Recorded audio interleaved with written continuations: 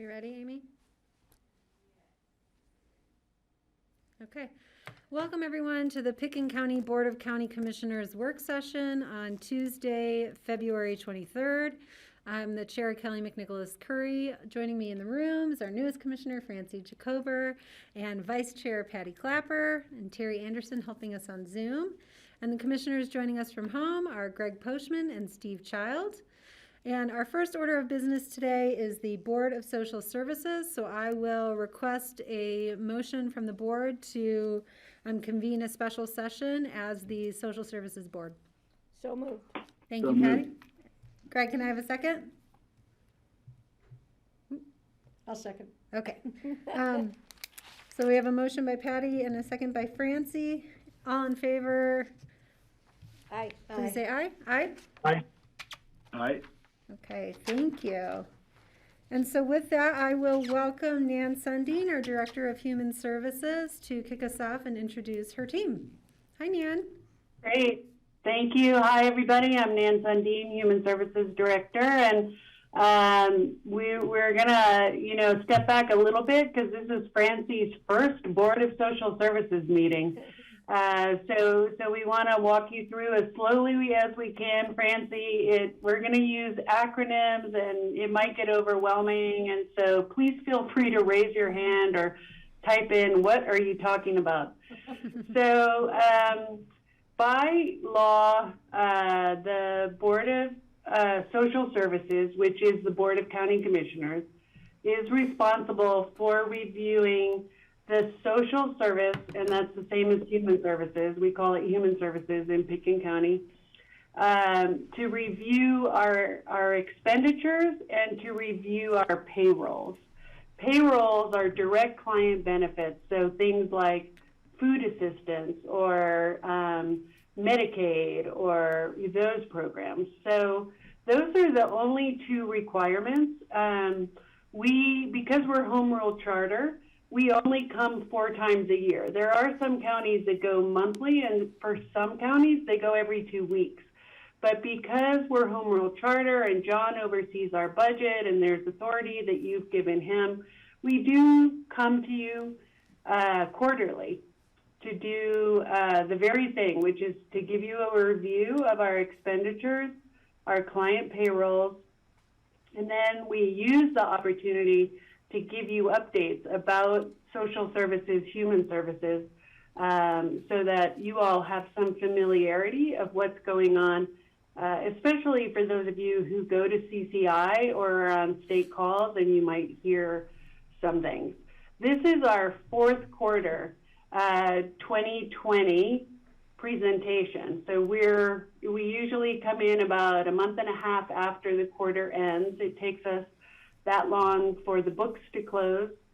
And so we will review those, and then we also have the great opportunity that Kelly Pazar is here for her last meeting with Human Services as our finance analyst to sort of train and allow Audrey Warner, our new finance analyst, to learn from Kelly today. So I want to thank Kelly for coming in today. And we also have present today Chad Federwitz from Senior Services, Lindsay May, she's the Deputy Director of Human Services, Matt McGaw, the Manager of Adult and Family Services, and Sam Lander-Casper, who's the Manager of Economic Assistance.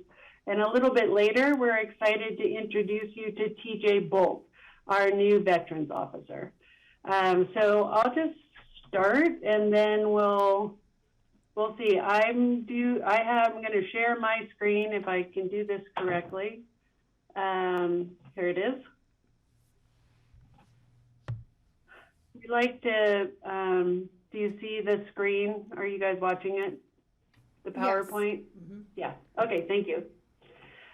So our basic, what we call normal human services. Hey, Nan, can you put it, are, yeah. Sorry to interrupt, can you just put it in presentation mode so it can be full screen? Great. Thank Better? you. Yep, thank you. Yeah, thank you, Kelly. So our our usual functions, not COVID. And we're not really going to talk about COVID today because we all need a break. And we want to talk to you about our annual operations. So Senior Services does meals, transportation, and programs. Adult and Family Services provides child and adult protection, prevention, and intervention services. Economic Assistance is responsible for all eligibility for assistance programs, financial and food and all of those.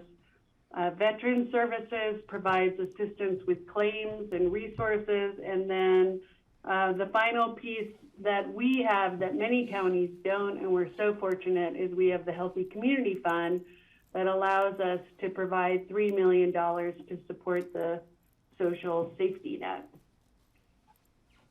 Okay, so I'm going to turn it over to Kelly and Audrey to talk first about expenditures, and then we'll be asking the Board of Social Services to make a motion to approve the expenditures, and then we'll talk about the payrolls.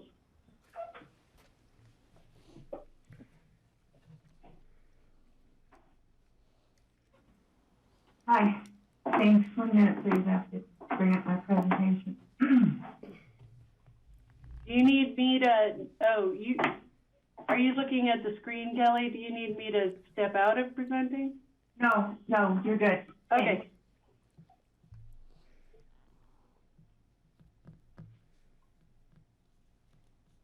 Good afternoon, everybody. Welcome, Francie. Nice to see you. Thank you.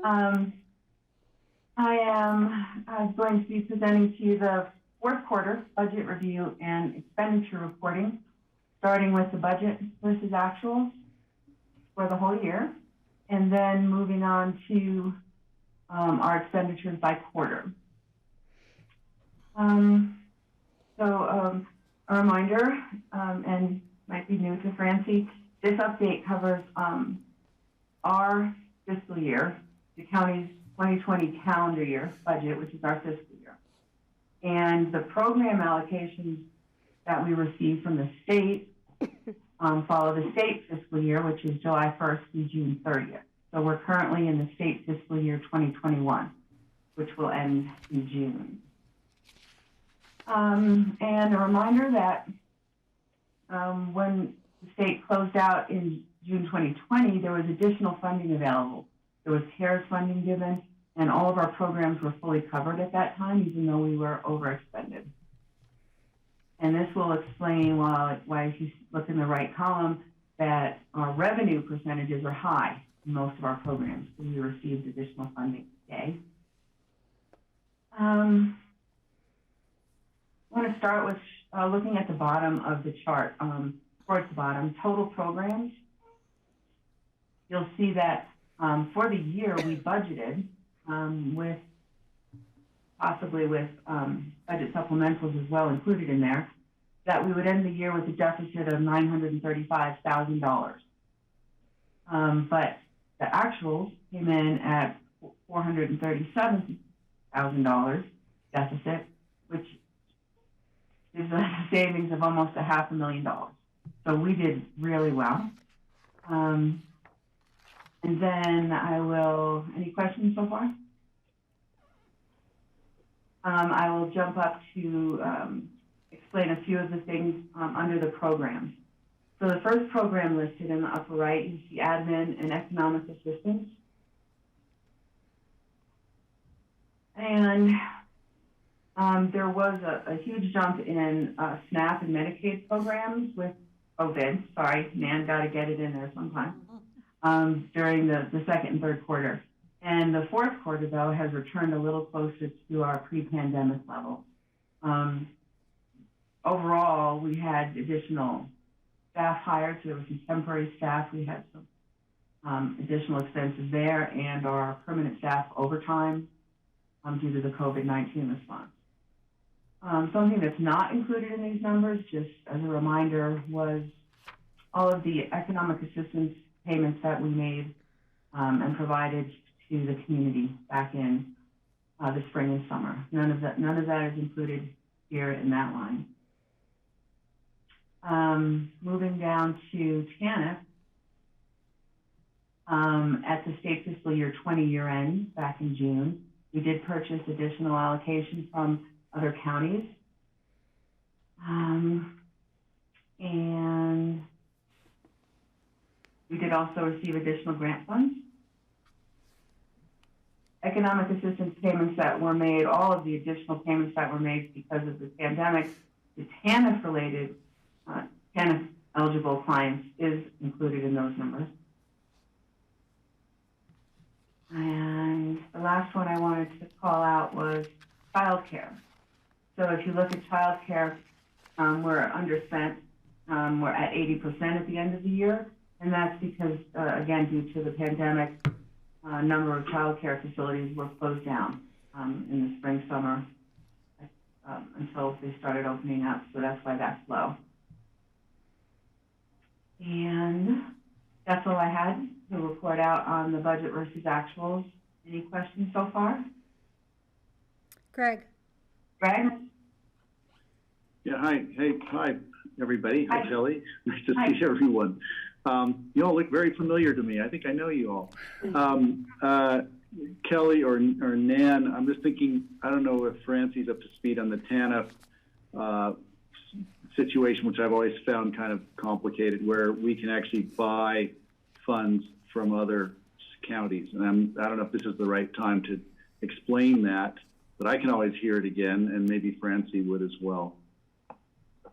Sure, I'm happy to. The rule allows, we get allocations from the state, and the allocation is for TANF is based on poverty, number of children, and utilization, prior year utilization. And so we get an allocation from the state, as every county does. We can overspend our TANF allocation, and then we are able to technically buy dollars from counties that have underspent. And I believe that TANF is at 14 cents on the dollar generally, and we can do the same with childcare. We can buy someone else's unspent childcare allocation at more like 11 or 12 cents. It depends on the moment per dollar. So it's been a really economical way for us to overspend, serve more people, and buy at a very low cost at 10% on the dollar generally, more dollars. We're not able to do that with other allocations. We can't do that with admin, though. I keep asking, can we buy people's unspent admin?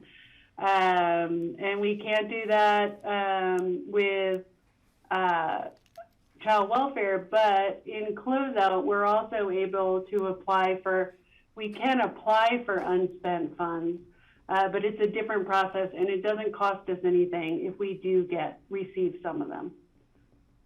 So like with childcare, which is under,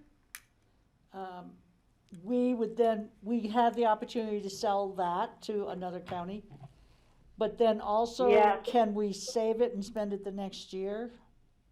No, there's no saving it. Okay. With TANF, we can put some of our money into a TANF fund balance. It's the only program that we can do that consciously. But it's a small percentage for child welfare and a small percentage for child care.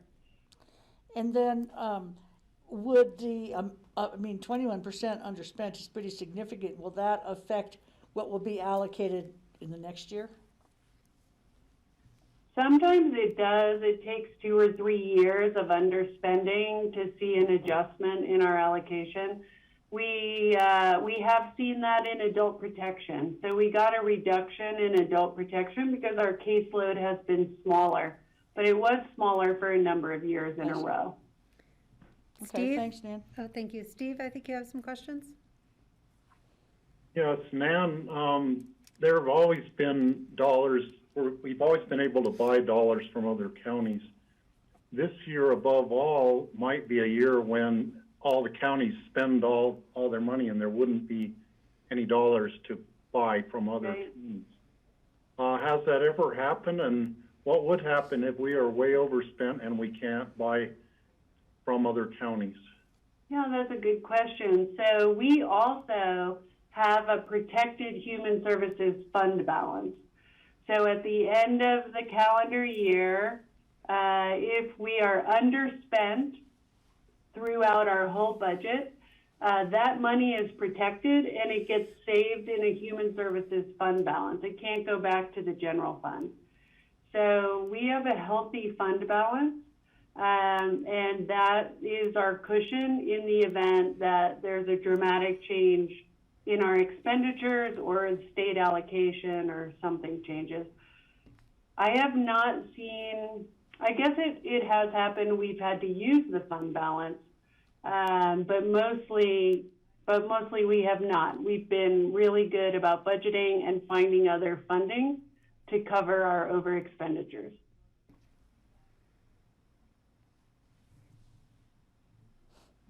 Thank you, Nan. I'll continue. This budget versus actuals that I just reviewed with you all is informational, and I'll be moving to the part here where it will require an action to approve these numbers that I'm going to present now. And it's the 2020 total expenditures by quarter. Yeah, just checking that Nan's presentation was on that. There's been a little bit of change, well, a lot in TANF, and if you have questions about that, I hope that Sam Lander-Casper would be able to explain why there's been a drop in the Q4 TANF. But the rest are pretty much on.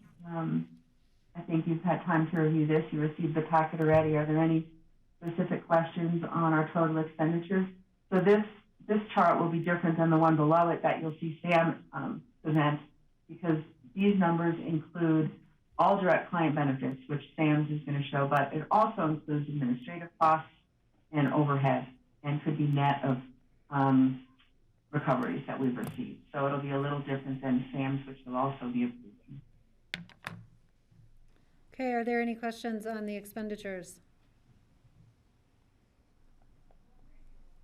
Okay, seeing none, can I request a motion to approve the 2024 quarter expenditures, please? Steve? I'll move. Second. All right, Greg moved, Steve seconded. Steve, did you have another question? No? Okay, all in favor, please say aye. Aye. Aye? Aye. Okay, thank you. Okay, thank you. So Thank you. We'll go on. Thank you. So I would really just like applause for Kelly for finishing up with us, training Audrey, helping us really step up and clean up our fiscal game in human services. And now she goes to public health. They're so lucky to have her. But thank you, Kelly, for coming to the meeting today. Thank you, Nan. It's been my pleasure. Okay. So, payrolls. Sam. All right. Hey, I'm Sam Lander-Casper. I manage the Economic Assistance Department. And what we're looking at here are the quarterly payrolls for 2020 for all of our programs. These, like Kelly mentioned, these are the benefits that are paid directly to customers. And in the case of child care and LEAP, they're amounts that are paid directly to the providers. So just for a quick recap, the Aid to the Needy Disabled program is a cash benefit program that is for folks who are under the age of 60, over the age of 18, who have a disability determined by a doctor, and that program allows for a monthly cash benefit to be paid to them. The child care assistance programs that we've mentioned pays, depending on eligibility for the program based on income, can pay a portion or almost all of a family's child care costs for their children at daycare. The old age pension program is for folks who are over the age of 60 who are not making the minimum Social Security amount, and that is another cash program that can supplement their income. the low-income energy assistance program helps pay for heating costs, particularly around gas, and those payments are made directly to the providers of those services. Colorado Works, which is the TANF, or Temporary Assistance for Needy Family program, is a cash benefit that also comes with some case management, depending on qualifications for families with children under the age of 18 in the home. And then the SNAP, Supplemental Nutrition Assistance Program, also known as food assistance, is a monthly benefit that's put on what's called an EBT card, an electronic benefits transfer card, that allows people to purchase food items with that monthly benefit if they're eligible for the program. So just wanted to run through that so we had a understanding of what each of these programs are.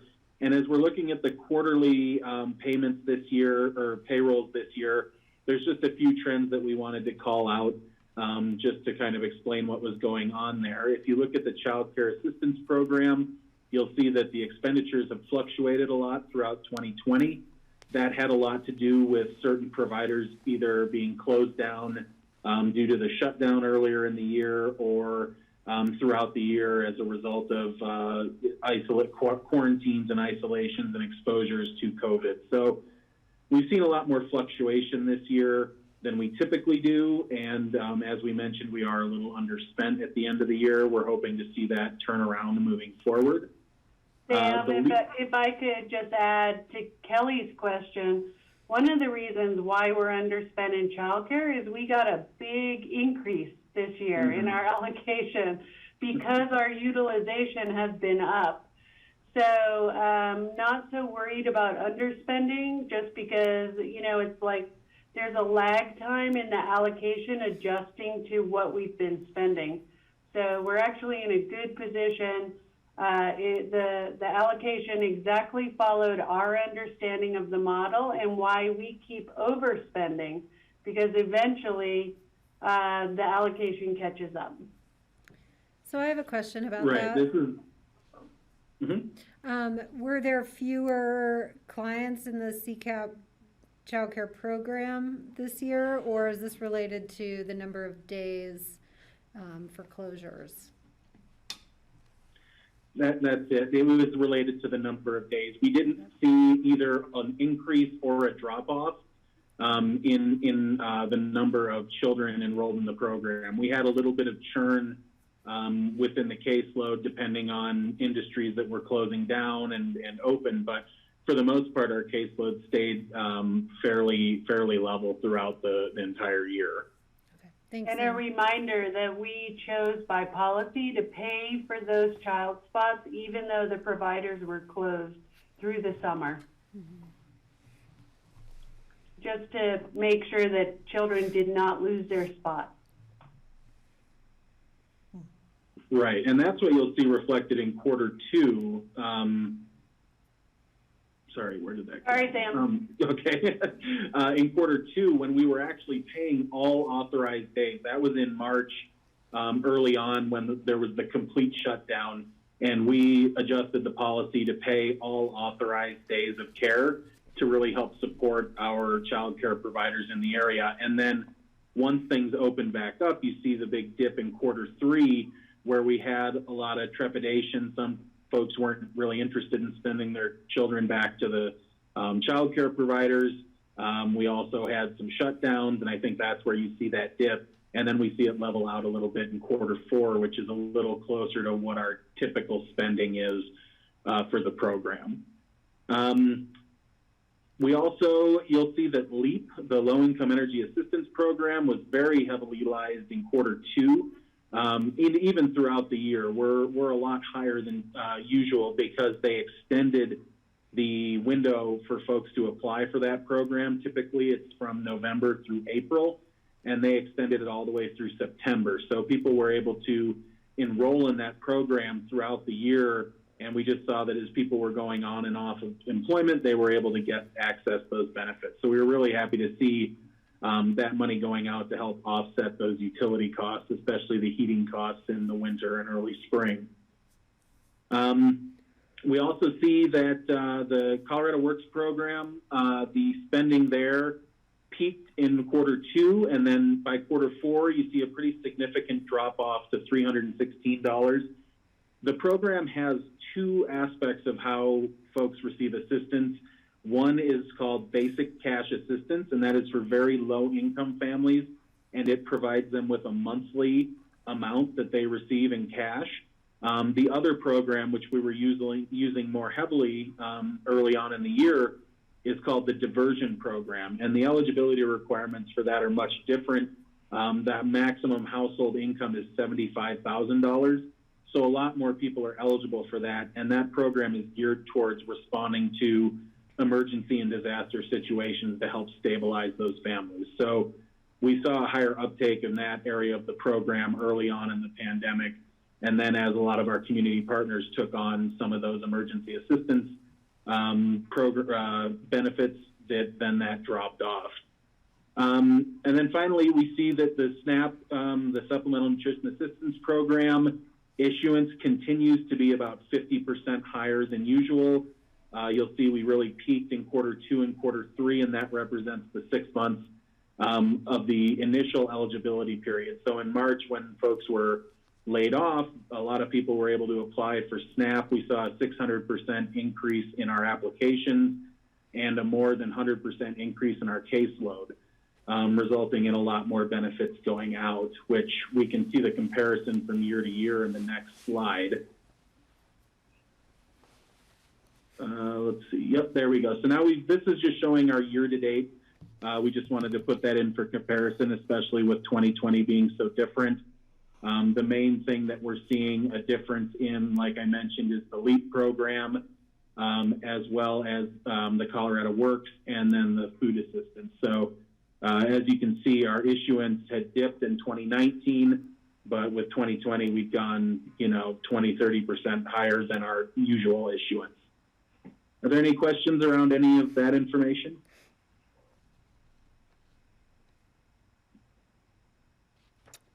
I am not seeing any, Sam.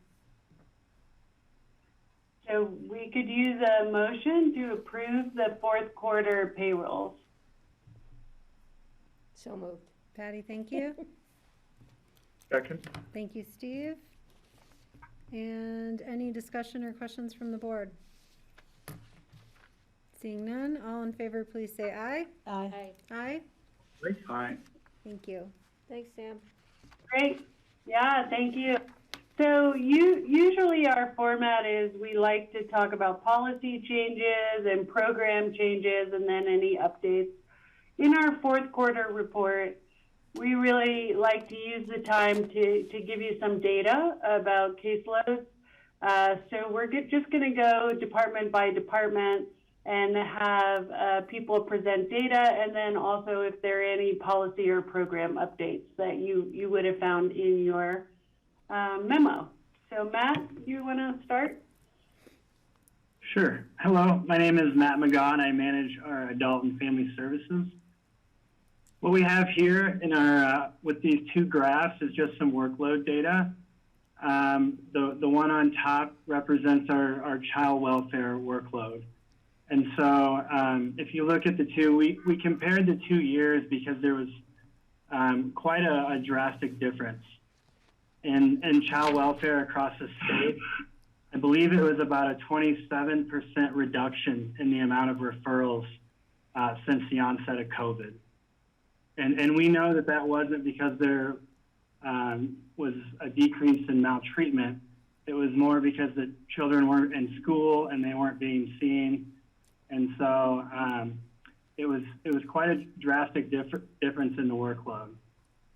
So you can see the difference where we had 215 reports in 2019 compared to 69 in 2020. So quite a big decrease there. I will say that our staff have been extremely busy with more ongoing cases. Pickens County this year, I think we peaked with 10 children in care. And so that's quite a bit for a small county and something that we haven't seen a lot of in recent years. With our any questions about the child welfare workload? Steve? Yeah, Matt, it seems like there could potentially be even more cases of child abuse happening that just are not being seen because they're in the homes. Do you have any way of tracking that sort of a phenomenon? Not right now that we are aware of. Obviously, with the big dip and how the way that the dynamics over the past year has changed this data, we definitely know that there are probably a lot of families in need of services, or children that may be at risk for abuse and neglect that aren't being seen by mandated reporters on a daily basis. So we hope with going back to some regular schedules, we'll see the referrals come back to us, because we really want to reach out to families and try to offer the services we have available to help them, especially during stressful times like this. Matt, I have. Okay, thank you. Sorry, Steve, are you done? Yeah, okay. Now, I have just sort of a follow-up question. Does this data get further broken down by like age? So can you compare like grades of children that have been in school versus children who've either been in and out of school or have mostly been out of school because of how their schedules have reacted to COVID, to get a sense of that? Yeah, we do have that ability to drill that down. It isn't off the top of my head information I have available. Sure. No, that's okay. I think it could be like a looking back at COVID, what did we learn? And then I'm wondering, are you seeing more referrals coming through like public safety, through police departments or sheriff or anything? Yeah, I think there's been a noticeable increase there. I think with domestic violence cases and things like that, a little more with family stress and things like that happening. So, yeah, we do see a little bit more of that. Okay, thank you. Greg? Yeah, thanks. I was just wondering, do you have any information on how long a child stays in a system like this? There must be ongoing situations. I know there are new referrals, but I'm just wondering if there'll be any carryover from year to year, and we can glean any information from that on the number of actual cases that may be out there. Yeah, it's sometimes hard to break down the data for Pitkin County just because of the smaller numbers. I will say that there's different levels of involvement in child welfare.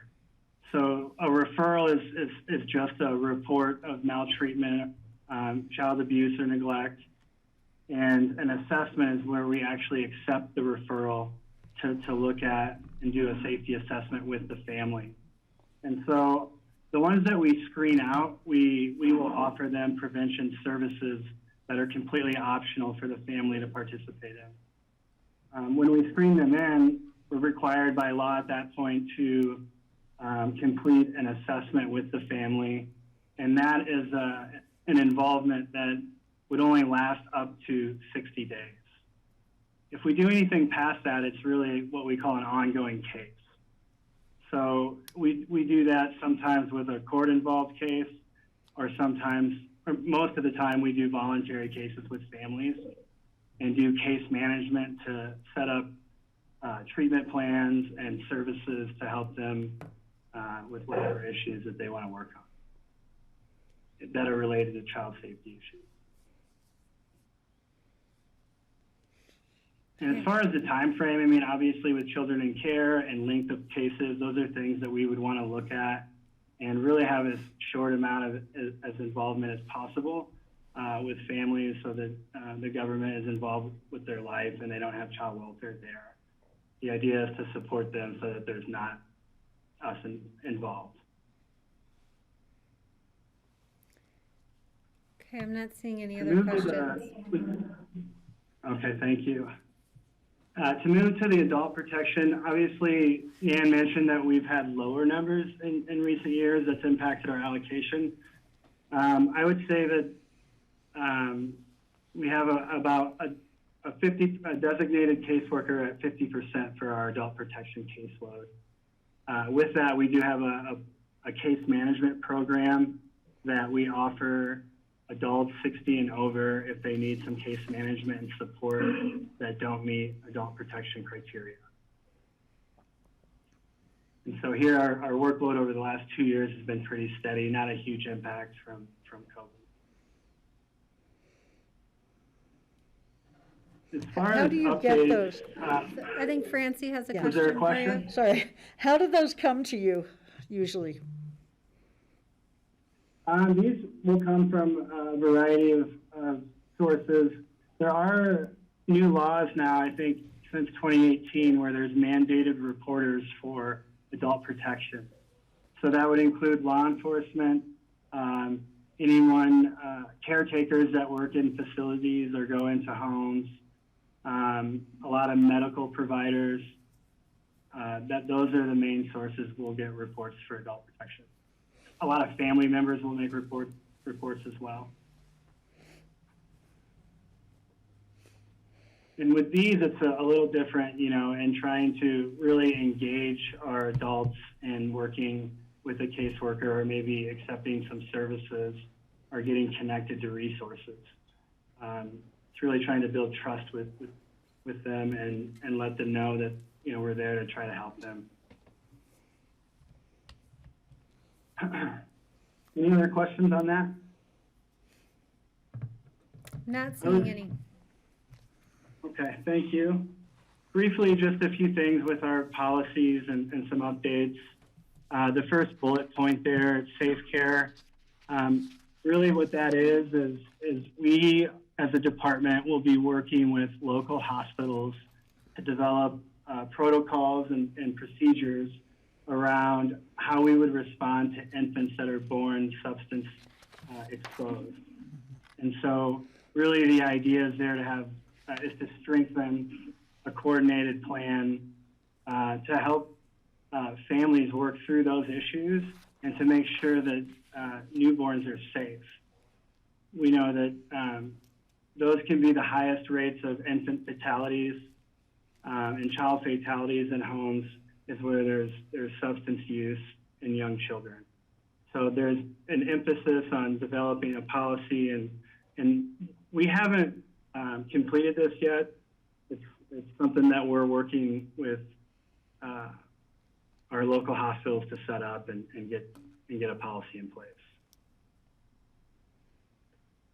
This isn't in rule quite yet at the state. It's mainly just guidance they're giving counties right now. Any questions on that? I have a question. Do we have a lot of home births in Pickens County that would, you know, operate outside of these policies? That's a good question. In the guidance, they're talking about how we can reach out in the state guidance that they're giving counties right now about how we can reach out to try to find other ways to reach where, you know, other places where children are being birthed.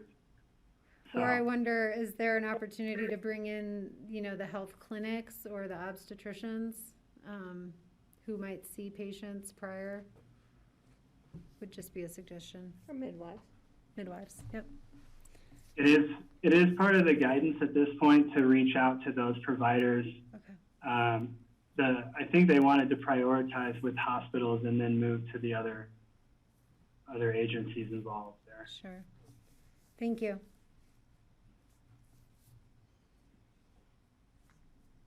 The second bullet point with Family First, if you remember legislation that was passed in 2018 that has a big shift in how child welfare agencies are funded. And so Colorado was in the process of submitting an application to the federal government to opt in to Family First so that we could start drawing down this federal money that's available. And really the idea is to incentivize evidence-based and community-based services that would help keep families intact. And so really the idea is to try to provide services that we know work, that will help families stay together and reduce children having to leave the home and go into care. And so at this point, Colorado has pulled back their application. We have until October of 2021 to submit this. And the reasoning at this point for the delay is a strategy to try to position ourselves to make sure that we can draw down as much federal money as possible. So locally right now, I'm working in a state committee to explore whether or not some of these evidence-based practices could be implemented across all counties. So right now we're looking at motivational interviewing as a potential intervention to help families, and that we would be able to draw down this federal money to pay for those services. And so at this point, it's still kind of a work in progress, and I will have another update on this at our next meeting. Is there any questions on that right now? Not seeing any. All right. The APS audit is basically just an update that we're going to be working closely with the state on some of the recommendations that they were given by the federal government. We have a yearly audit with our state partners, and they will be here in May, and will do some case reviews with us, and then work with us to implement any changes or anything to help improve our practices at this point. It's outlined a little in more detail in your packet. Not sure if there's any questions on that right now. I don't see any. Thank you. Last bullet is foster care. Just wanted to give an update that we do now have 3 homes that we have certified to be foster homes, and I'm in the process of getting them fully licensed and operational, a process that I'm learning. So hopefully in the next month, we'll have them available. We do have them certified, so that was a big step in the process. Any questions about that? Greg? Just wanted to say well done. Thank you. It's been a process. It's definitely a challenge in smaller counties to try to recruit and have the infrastructure to maintain homes. So it's something that our team will be working on. Steve? Great, thank you, Matt. I think Steve has a Was there question. another question? Question. Go ahead. Matt, right now with no foster homes here, if we have the need for it, have we been sending children to Eagle County or Garfield County? Yeah, we've been really successful at connecting children with kin and family. So there's been a lot of local placements that way. But what we would do is call Garfield County. They have been super helpful in the past.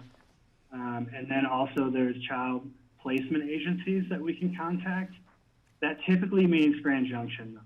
And so that's tough, and we try to keep them as close to home as possible. Kelly? Greg? Yeah, go ahead. Yeah, I was just thinking a little bit of the history on what it's taken to get the foster home established, because I think almost as long as I've been on the board, I know how hard the work has been to establish and make this happen. And if I'm not mistaken, it's been a few years in trying to get to this point, where we actually have 3 foster homes now, which is more than I thought we had. Yeah. I just wanted to, maybe for Francie's sake or for our own, but I think it's a nice milestone to know we actually have this now. Yeah. Thank you for acknowledging that. I'll just say, Garfield County has dedicated foster care workers. I think 2 full-time staff that are trying to do this. And so for us, it's really something that's kind of been a side project. We're trying to get support from the state on this, and have had to contract out a bit for some of these services to get the homes certified. But yeah, it's been a work in progress, and we hope to recruit more and maintain them as long as we can. Any other questions before we move to senior services? Francie? I'm just wondering how many kids from Pitkin do have to be removed from their homes and put in foster care annually? I will say that our team does everything possible to work with families and identify any safety concerns or risks and help them be successful with that. It's very rare that we look to place children. This past year, we did have a spike. And I mentioned that there were 10 kids in care this past year, where on average in the past, it's usually about 1 to 3 per year. So it's not very often. Some years we can go without any placements. A lot of them also are when the youth are a little older and maybe out of the control of their parents where there's a safety concern. And we've kind of been asked to help provide some services in those cases. And those have resulted in some placements as well.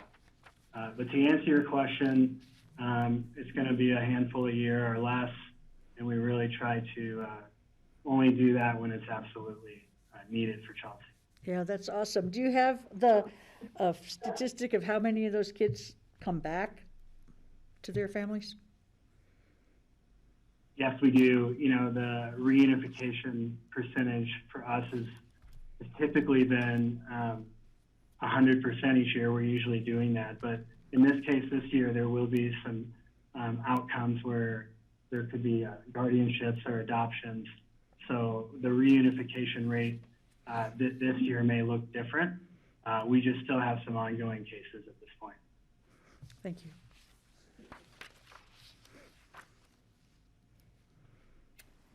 Okay, I don't see any other questions, Matt. Thank you so much. Thank you. Thank you, Matt. Chad in senior services. Yeah, thanks, Ben. Hi, everyone. I'm Chad Sedowitz. I'm the manager of senior services. So, kind of unlike some of my colleagues, I focus a lot on our nutrition program. Our nutrition program, which would be traditionally meals served at the senior center, and then home-delivered meals are funded from local dollars to help the community fund, and then state and federal dollars via the Older Americans Act or the Colorado Older Americans Act. And so these charts on this slide kind of just represent the total number of meals for the last 3 years, and then I like to look at historical data when I can, and then kind of an 18-year kind of view of the meal program. I think what's significant, if you look at the top chart, is those 3 years of 18, 19, 20 are 3 years where senior services provided meals 4 days a week. Previously to 18, senior services was providing meals 3 days a week. So we have a good amount, a few years of comparable data to look at what those meal numbers are and what the kind of baseline, if you will, is. I think it's also notable to look at this year or 2020 with a pretty drastic spike in meal participation compared to the previous 2 years and historically as well. I think it's pretty amazing that we served more meals this year in total than we probably ever have historically, which is, I think, one kind of, I think, pointing toward a need within the community, however we want to classify that precisely, but also the work of the team of really pushing and promoting the meal programs, improving the quality of service of that program and the quality of the meals, frankly, as well. So really proud of the team that stepped up, particularly in this last year of the pandemic, and we never stopped providing meals. We never shut down. We adjusted how we did our program, and I think it's just really great. Yeah. we were able to do all those things. Chad, why don't I show the next slide and then you can talk about the program? Because it's still on meals. Sure thing. So these two charts kind of break down these traditional funding streams of types of meals, from congregate meals, meals served at the senior center, and then traditional home delivered meals. So these charts again show levels have continued to rise this year, particularly in the congregate meals. Home delivered meals, it's a little more difficult as far as a trend or trend line, due to the fluctuation of meeting the requirements in a pre-COVID sense of home delivered meals. So traditionally speaking, home delivered meals are qualified via being considered homebound via the state. So the challenge this year, right, was after COVID in the mid of March, we closed the senior center to the public. And so all meals transitioned to home delivered meals. Though because of our state funding formula, we still had to count all those who wouldn't normally qualify for home delivered meals as congregate meal recipients. So the numbers are merely split up that way due to the funding mechanism. But either way, the numbers continue to raise in comparison to previous years. And COVID or not, we continually anticipate the numbers to continue to grow as the population grows and the demographics of the county adjust and change. The only other bullet that was on the previous slide was a little help. In 2019, the department contracted with a nonprofit called A Little Help that kind of provides volunteer-based shore service, transportation, food delivery, snow shoveling, things of that nature. That 2019 was the first year of our contract and partnership, and they served over 63 older adults, utilizing almost 80 volunteers. And the outcomes were very positive. Almost everyone was very satisfied with the services and connection they had with a Little Help. And also almost 50% of the clients reported that they felt more connected to the community during the pandemic because of their connection with A Little Help. Just solely A Little Help, not necessarily taking into consideration other entities they may be connected with. So we're going to be continuing our partnership into 2021 and trying to build upon that initial success. I have a Any question. questions? Yeah, Patty, and Yeah. then Steve? Yeah, Chad, thank you. Thank you for this information. Thank you for the clarification of why these numbers didn't reflect all the home delivered meals, why they had to be split up. It was for the funding. So, but on the home delivered meals total for under April through June for 2019, that was a significant spike, up to 228. Was there anything that was going on there? Did we have bad weather and people couldn't get out, or I can't remember what was going on there. No, it's really difficult to determine those changes in spikes. What was interesting, if you go farther back in time to about 2014, which I don't have on these charts, but the home delivered meals were even higher. So our suspicion is older adults in general are healthier than they were even 10 years ago. So they don't meet criteria as being considered homebound, which more or less means under your own power you can get out of your house with no assistance.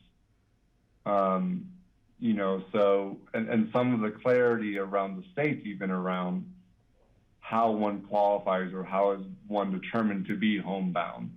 Some of those, I would say, more strict rules are probably going to soften somewhat as lots of lessons learned within the aging network around having to adjust and be really flexible during COVID in that sense. So I wish I had a really concrete answer, but I don't think I have one. Yeah, so we have nothing that jumps out at us as to why we have that spike between April and June of 2019. Yeah, that was a year of big snow, so maybe that did have a role in it somewhere. But it's interesting information just to follow. Thank you, Chad. Sure. Steve, go ahead.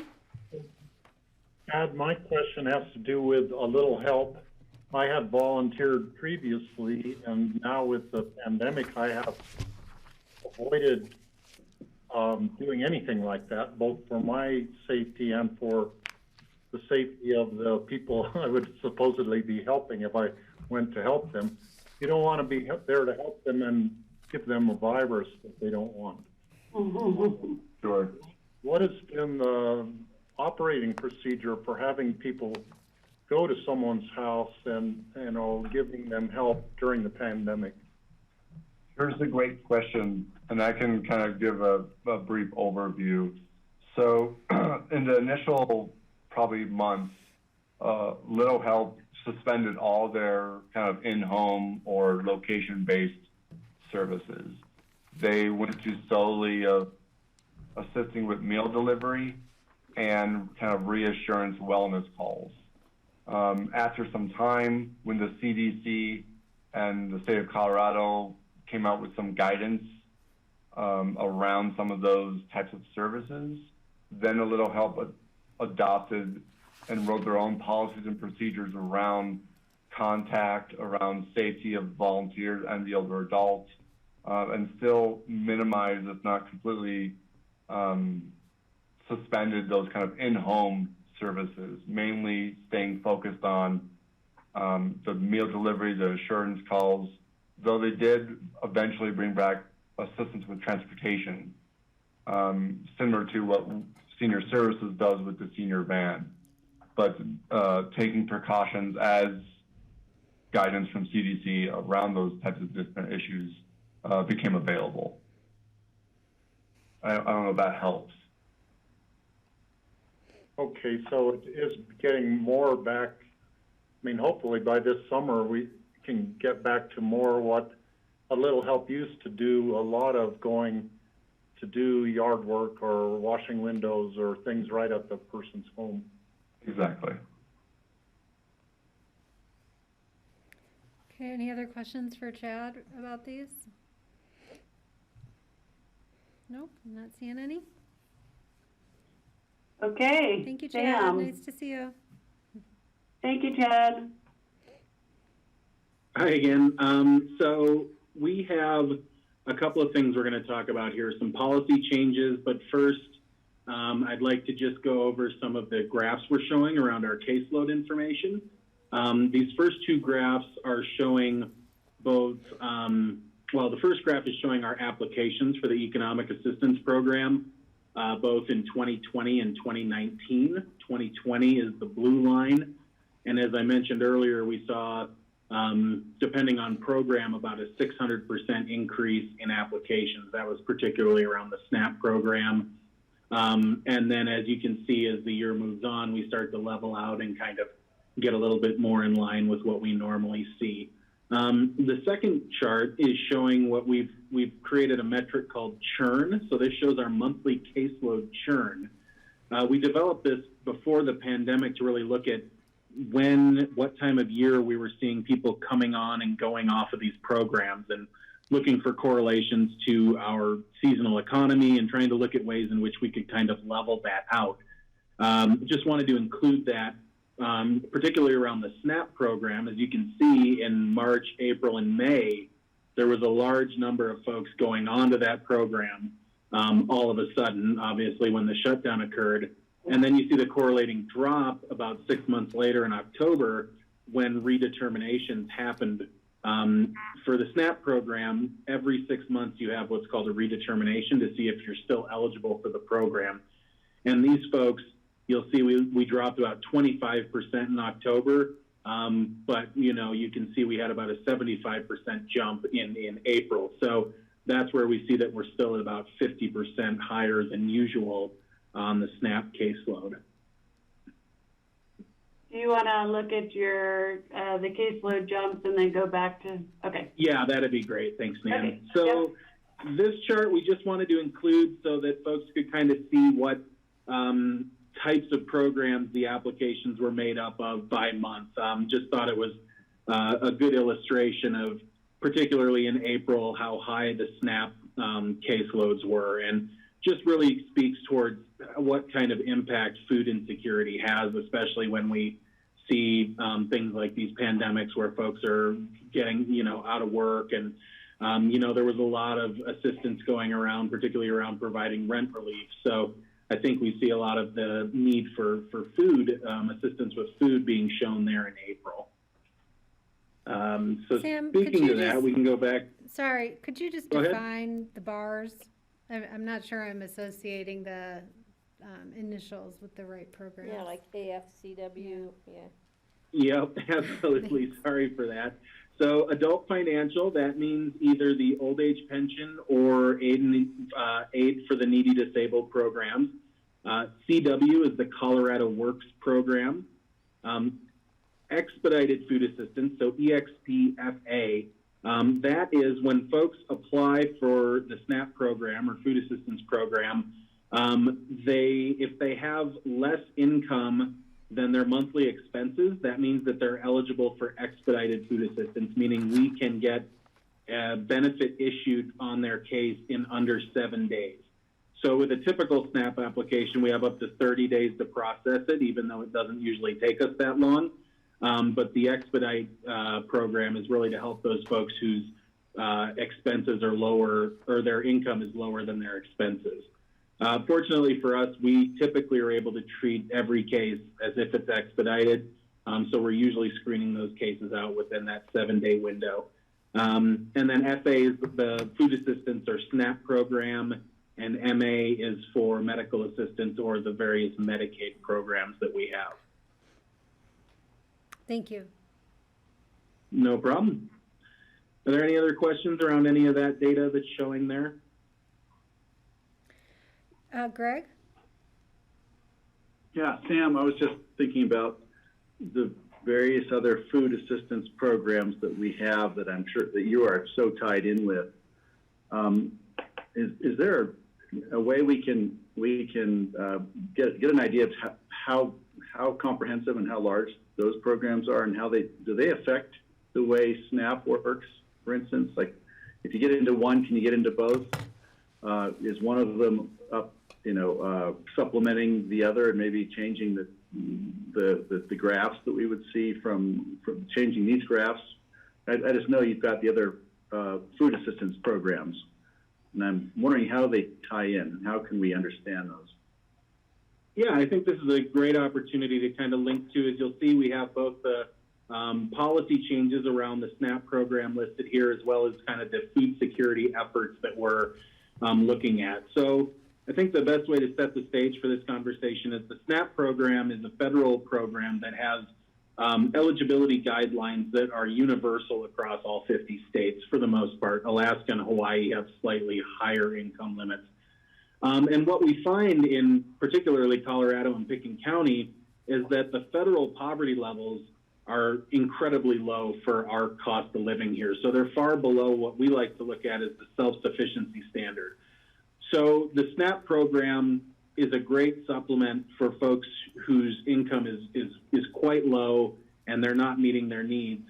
And where we step in with our additional programs and food security efforts is to really supplement those folks who don't qualify for the SNAP program but are still below that self-sufficiency standard to where they would have sufficient income to meet their household needs. So one thing that the federal government did early on in the pandemic to help make the SNAP program a bit more effective is they changed the policy to allow that anyone who qualified for the SNAP program fell, because in normal times, you would see if someone's income was higher but still below the income limits, they would have a smaller monthly benefit amount. What the Food Nutrition Services did at the federal level is they authorized additional aid to make sure that anyone who qualified received the maximum SNAP benefit regardless of their income. So if you met the minimum or the maximum income requirement to still qualify, you would still get a full SNAP benefit, which for, say, a single adult is, I believe, $204 a month. So the difference could easily be between $50 a month and $204 a month. So it's pretty significant. What they also did through the end of June is they authorized an additional 15% on top of that maximum monthly allotment. So they're really trying to augment this program to make it more robust, at least through the end of June. We'll see what happens after that. Additionally, they gave us an option early on, which we did take, to waive the interviews. The SNAP program typically requires an interview in order to determine eligibility. And based on the caseload that we had and the applications coming in, we did waive those interviews in March and April. However, when the 6-month time period on that elapsed, we were offered to renew that waiver, and we opted not to because we were seeing that a lot of folks weren't familiar with this program. They had found themselves applying for this assistance for the first time, and without that human touch, they weren't really getting a lot of information. They might have been misunderstanding how the program works. So we saw that creating issues in their cases. So we reinstituted doing interviews. We found that we're still able to keep up with the caseload and the applications. And we feel like this provides a higher level of service for our customers so that they're able to have that one-on-one interaction and touch base and ask questions about the program when they're first getting onto it, which we find avoids a lot of confusion later on. And as we look at food security in the area, we have a lot of things going on right now. The ESF6, so Emergency Support Function 6 team, organized a food distribution team that works with a lot of our community partners. We have local government, we have nonprofit organizations, schools all working together to address food insecurity, which has resulted in 2 biweekly mobile food distributions in Pickens County. One is on Tuesday in Elgibel, and one is on Wednesdays in Aspen at the golf course. Those are run by Aspen Family Connections in Aspen and Aspen Skiing Company in Elgibel. We have also worked with Lift Up to get the Aspen Lift Up Pantry open 5 days per week, which also includes a weekend that's open to anybody. We had an increase in the community CSA, so Community Shared Agriculture Program, providing local produce to older adults and WIC families. We were able to get 35 shares purchased this year, and that went out weekly from May through the end of October. We were also able to purchase a refrigerated heated van with grant funds from the state that's being used by a local organization to rescue food from restaurants, grocery stores. That's recently gotten up and running, but has already rescued 3,500 pounds of food. And then we were also able to bring in $100,000 in grant funding to purchase food from local producers that's being distributed at these mobile distributions. Currently, the last month, we've been purchasing around 1,000 pounds of locally produced meat that's getting distributed both in Elgibel and Aspen, as well as in Lift Up. And then moving forward, the group is focusing on establishing regular food pantries in some of our outlying areas, like Redstone and Thomasville, locating additional funds to continue purchasing these locally produced goods to go into our pantries and distributions. We're working with a number of educational institutions to start working on research projects to develop a better understanding of the exact levels of food insecurity in Pickens County and develop real local level data.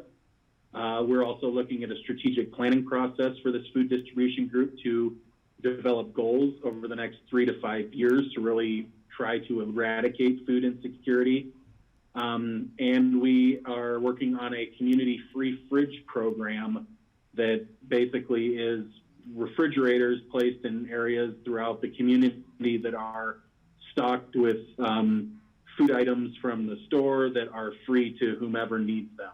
So it's a pretty complex system that we're working on. We're taking our lead from a lot of other organizations and trying to really get a robust food system here in Pickens County that really meets the needs of everybody, regardless of whether we're in a pandemic or not, because due to our high cost of living, food security is definitely one of the major things impacting our community. I know that was a lot. Are there any questions around any of that? Yeah, That's great, Sam. Yeah, Francie. I'm wondering, for the meals that you have delivered to people's houses, where are those meals prepared? Well, currently we're not having meals delivered to anyone's houses. The senior center does provide meal delivery. The food distribution system, we have a process in place for emergency meals to be delivered if someone were to be quarantined. That pretty much revolves around ordering from local restaurants to have it delivered. I'm not sure about meal delivery. I don't know where I mentioned that. Sorry if I forgot something. You didn't, but when Chad was talking, he talked about meals. Those are prepared at the senior center, They're prepared all at the senior center? my understanding. Yes. Yeah, correct. Yes, those are all senior meals, and those, yes, the senior center works on getting those delivered out to our community. And so that you have volunteers or people who work for the county preparing the meals with food that is from the food bank, or? Chad has an answer. I can answer that. So it's a great question. So Senior Services does prepare and deliver everything around those meals. So we have a full-time chef and a part-time assistant. They are county employees. It is a requirement of our federal and state funding that they be prepared in such a manner, following not only food safety and food license procedures, but then on top of that, kind of Older Americans Act regulations and policies as well. So yes, but all those meals are prepared at the senior center, all with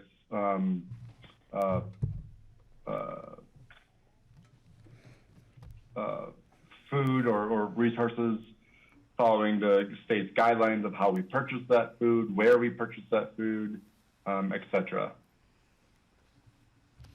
Okay, thank you. Is that?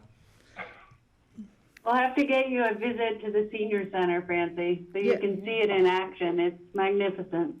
Yeah, that's cool. I'm just wondering where people who have food to contribute can contribute it, so you have to have a very specified provider for what's going on at the senior center?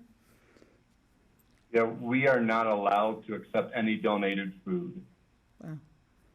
Wow. But that type of food can be donated to the local food banks, and through some of the programs that Sam's talking about. Unfortunately, we just can't use it at the senior center. Okay, great, thank you. Steve, you have a question? Well, more a comment. Francie, when we are able, I will take you to the senior center for lunch. That's the best chef in town there. The meals are awesome. That'd be fun. Okay. Sam, I have two questions for you. One is pretty granular and then one is bigger picture. On your slide related to medical assistance applications, it looks like there was a spike this last summer. And I'm wondering if you guys have any explanation for that. Let's see, which Sorry. month are we looking at in particular? Can we go to the next slide? I'm looking at July and August where we see the orange spike there in medical Medicaid? Yeah. applications. Mhm. Yeah. Yeah, I don't know if I could attribute that to anything in particular. We do typically, a lot of it's just related to employment. And, our unemployment rates this year have been jumping all over the place. I think if we probably overlaid those with this graph, we would probably see a corresponding, relationship there. Okay. And then that leads me to my other question related to the other graphs that you have. How granular of data could you get? Like, could you look at, ages of applicants, composition of family size, employment sector, those kind of things? We don't track it quite down to that level. Most of this information comes out of the state system, and we are able to create and pull reports out of there. So if need be, we could probably break it down to that level if that were to inform a conversation that we needed to have. Okay. I was just thinking in terms of the board's goal related to a conversation around equity and social safety nets, if that type of information helps us identify, who needed to access this and at what times of year and what the family compositions looked like and things like that. So maybe for a future discussion if when the board's conversation kind of gels better. Thank you. Yeah, absolutely. I know with our food assistance, the reports that I do pull to look at that, we do have household size. We can also pull the number of children in the home, so we can kind of break it down that way for the SNAP program at least. Okay, great, thank you. Mm-hmm. Any other questions for Sam on these items? Okay, I'm not seeing any. We have about 15 minutes left, Nan. Yeah, I think Sam would like to introduce TJ, sure, and then please. we'll move on to our final slides. Mm-hmm.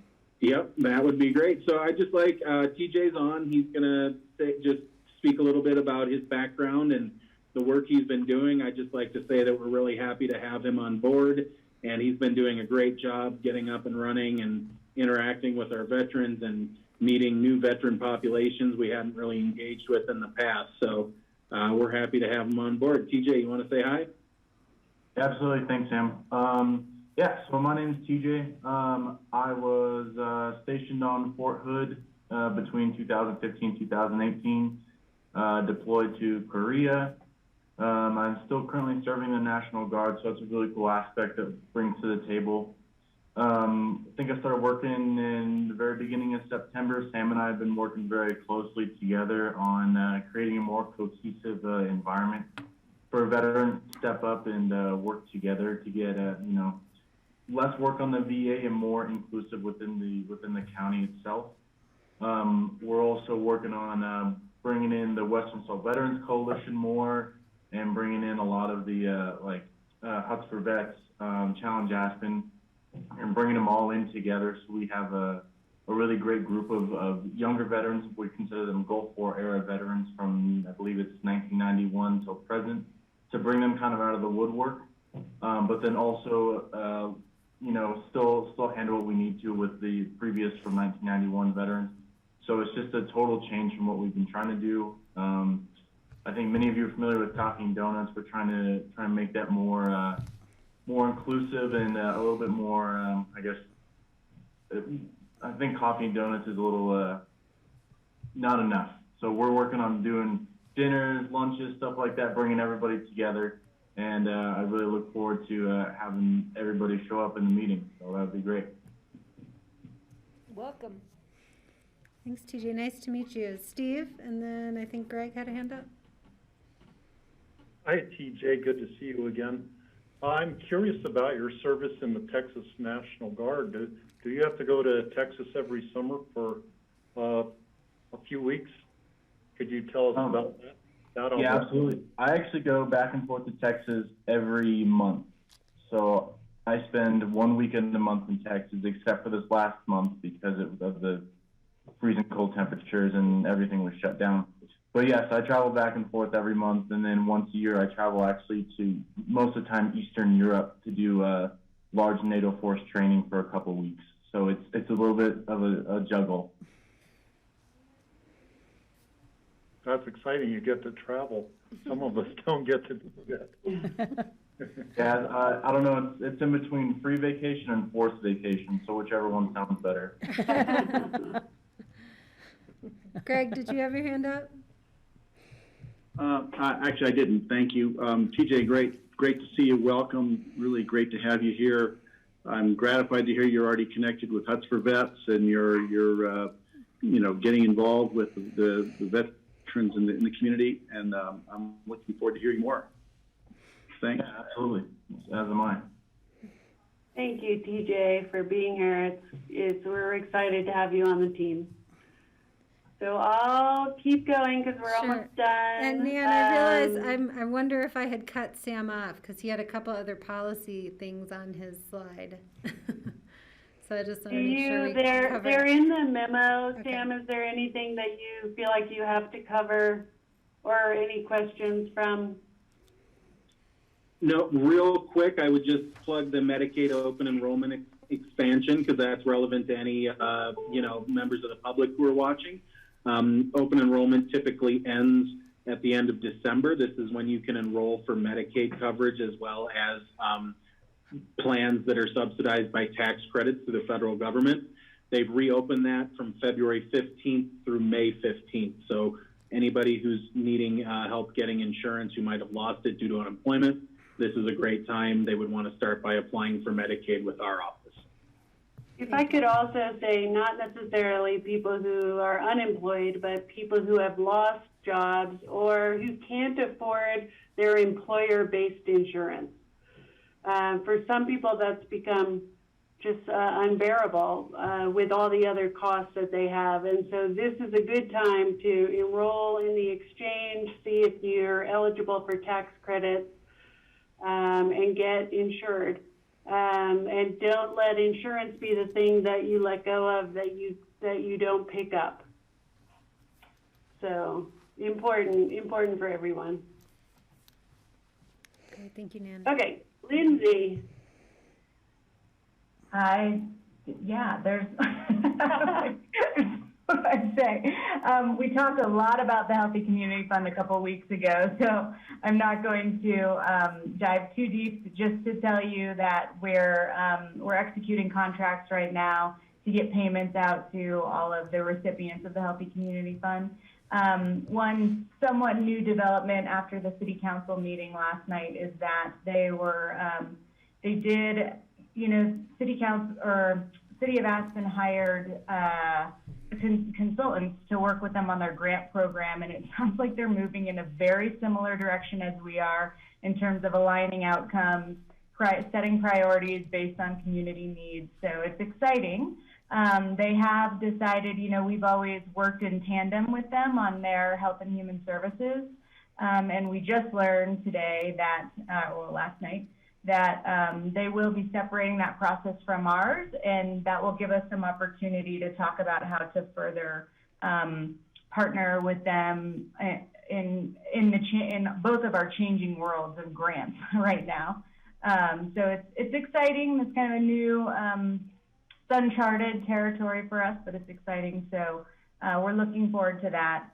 The other piece is the Housing Stability Coalition. So just a quick update on that. We have hired Nicole Martinez. We're contracting with her, and she works for from the Community of Hope in Las Cruces, New Mexico, and we're working with her to do some consulting work in our case consultation meetings, working with individuals who are living in homelessness right now. And she's also providing some webinars to the community and to anybody that wants. And we're going to get some flyers out today probably.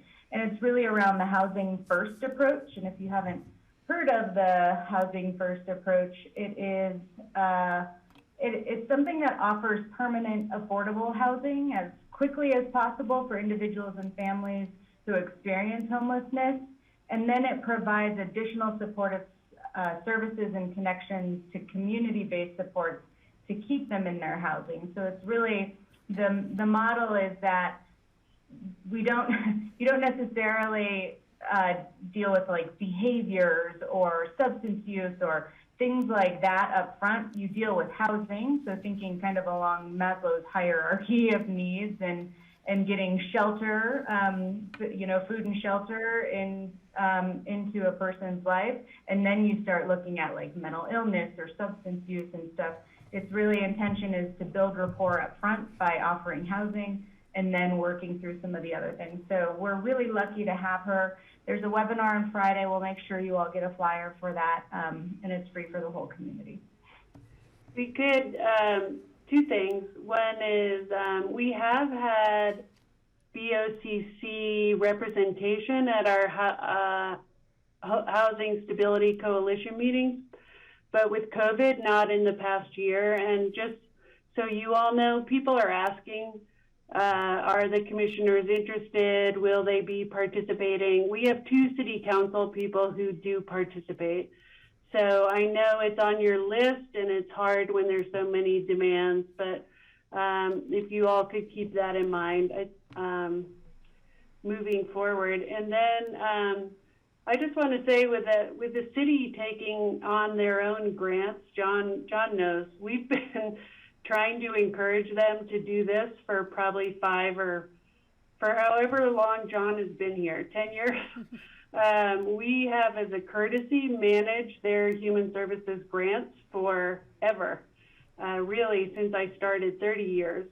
And we wanted to encourage the city to think about what was important to them and make their own decisions about contributions to human services. So we see this as a great step forward for the city as well as for the nonprofits.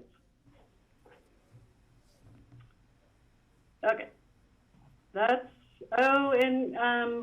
like to let you know what contracts and plans I signed on your behalf with your permission from resolutions.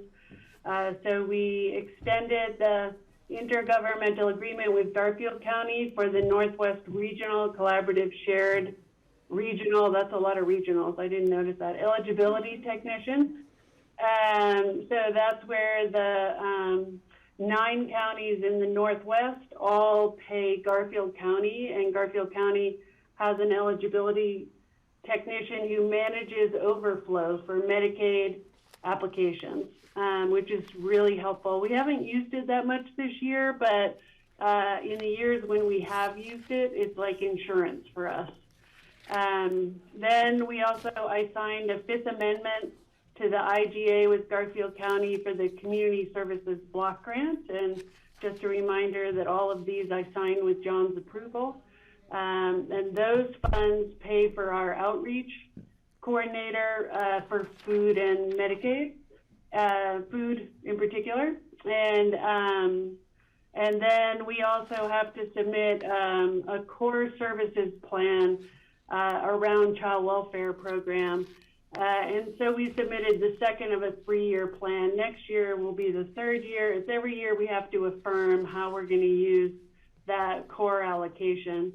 And we use it for alternative treatment like the horse programs, animal therapy, music therapy for children who are involved in therapy, as well as some life skills and home-based services. So all of those were signed on your behalf, and that's it. I was wondering, Lindsay, could you formally introduce Audrey? Because we've introduced everyone else, and now we have a new finance analyst. Yeah, it's good. We have 2 minutes, so I feel like that's we're so excited to have Audrey, and I'm going to let Audrey speak a little bit. She comes to us from Garfield County, working in their finance department. We're really lucky that she has that experience, but I'm going to let Audrey do her, tell a little bit about herself and how she comes to Pickens County. Thanks, Lindsay. So, yeah, as she mentioned, I was with Garfield County Human Services in their finance team for over 7 years. And so now I'm joining the finance team for Pickens Human Services. I do obviously have some background in the human services world, so that's my bring to the table, and I'm excited to make a lot of processes and strides here at Pickens County. I look forward to working with everybody. And we're so excited to have Audrey on the team, and we're really excited when we can poach the great people from Eagle and Garfield County. That's how we get a lot of our staff. So So It's very amazing happy people about that. still like you so much, Nan. You keep stealing all their good I stuff. Funny, because I live in Garfield County, so I can see the loss for Garfield, but I'm all on the Pitkin team. Okay, So, well, very are there nice any to meet questions you. or concerns or anything that would work better for you as we move into the Board of Social Services meetings this year? We meet again in May for a first quarter reporting. Steve? Ma'am, this has been really an awesome review of what your department does. And I know you did a lot of it for the benefit of Francie this time, but I think once a year we should do the same thing just as a refresher. So it's a longer meeting, but I think all of us have a better understanding of the things that we've been deciding 4 times a year for eight years. That's 32 times I've done this so far. It takes a long time to learn this. I tried to tell that to Francie, like, be gentle with yourself because this is complicated. And things don't sound like what they are. So we will make sure that we do more review. This past year, we tried to go a little faster because you were busy and we were busy. And so we've captured 90 minutes for every report, and we'll try to make sure we make time to explain what the programs are. Please feel free to ask, because these people, these are exceptional technical managers that we have on this team, and they can explain all of it. Great, thank you, Nan. Any final questions, Francie? I just want to say thank you to everybody. I really appreciate it. It's incredible the work you do. It's really impressive, and it obviously affects people's lives for the better. So thank you so much. Thanks for the time you took for me today. Okay, Thanks, well, Francie. that's a great wrap up. So I will ask for a motion to adjourn the Board of Social Services, please. So moved. Thank you, Greg. Seconded. Thank you, Francie. All in favor, please say aye. Aye. Aye? All right. And Francie, we're gonna quiz you. Thank on you all. acronyms. Okay. Can include All that. right, nice to see you, Human Services Department. You guys all stay Thank safe and you. take care. Thanks, everyone. So good to Thank see you. you all. Thank you for your time. Bye. Bye-bye. I said we're gonna quiz you on acronyms. Yes. Okay, so we do have a break scheduled. I need to run to the restroom for just a few minutes, but I want to check in. Does the board need a full 15-minute break? I see we have our next presenters on the line. I just need to step outdoors for 1 minute. How about is 5 minutes Let's do okay? 10 minutes. 10? Okay. 10 minutes. 10-minute break, and so we'll be back at 2:40-ish. We just stay in this meeting, Thanks, right? Grassroots. Yep. Yeah, we just stay here. We don't go anywhere. Well, we can go outside, but we don't really go anywhere.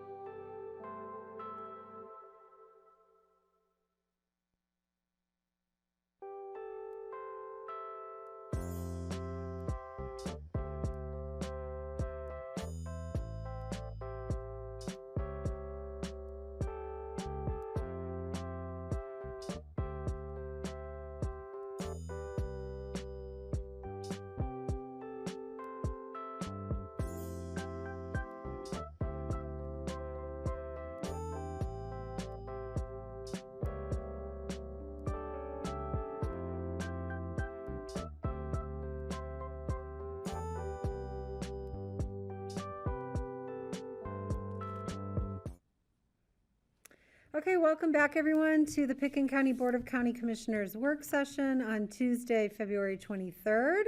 After our short break, we are moving on to our conversation with coroner Dr. Steve Ayers here, along with Connie Baker, to present some staffing discussion.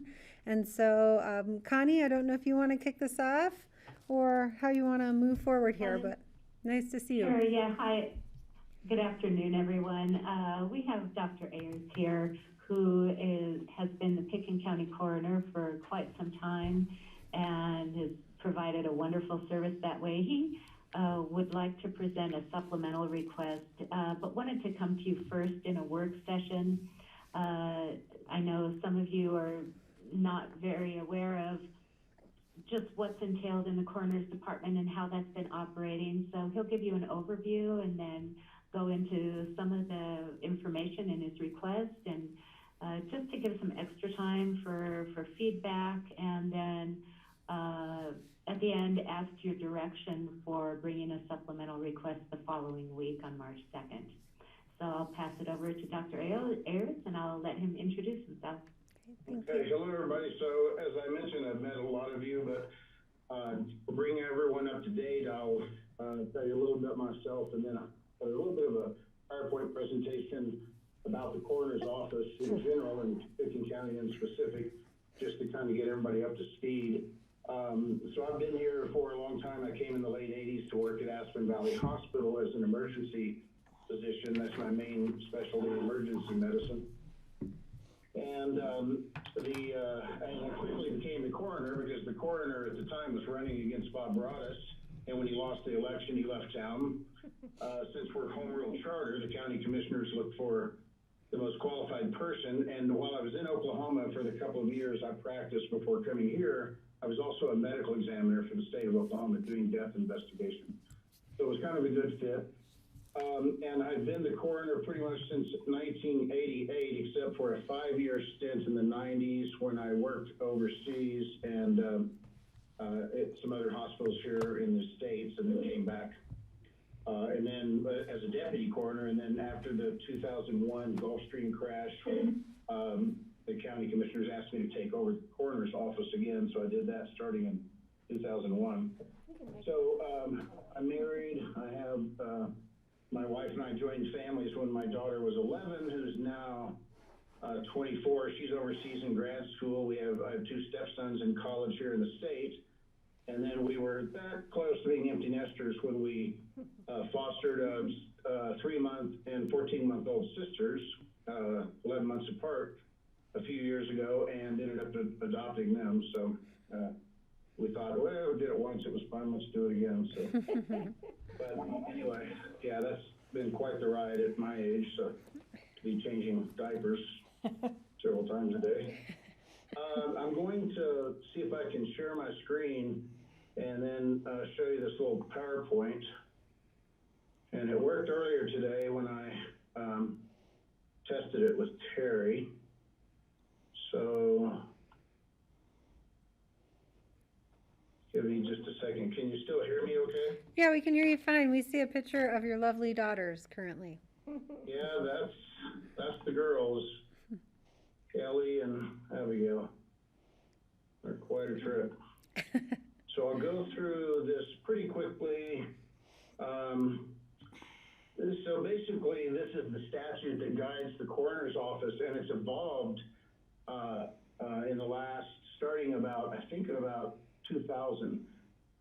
So what we did is we started, well, before then, you could get elected, or in the home rule charter counties, you could be appointed, and that was it. 0 qualifications, 0 responsibility for ongoing training. You just had to certify the manner and death of people who died in your county, and so that was pretty basic. There are some other aspects of the law that was written in statehood, which I'll show you here in a second, which are still in effect.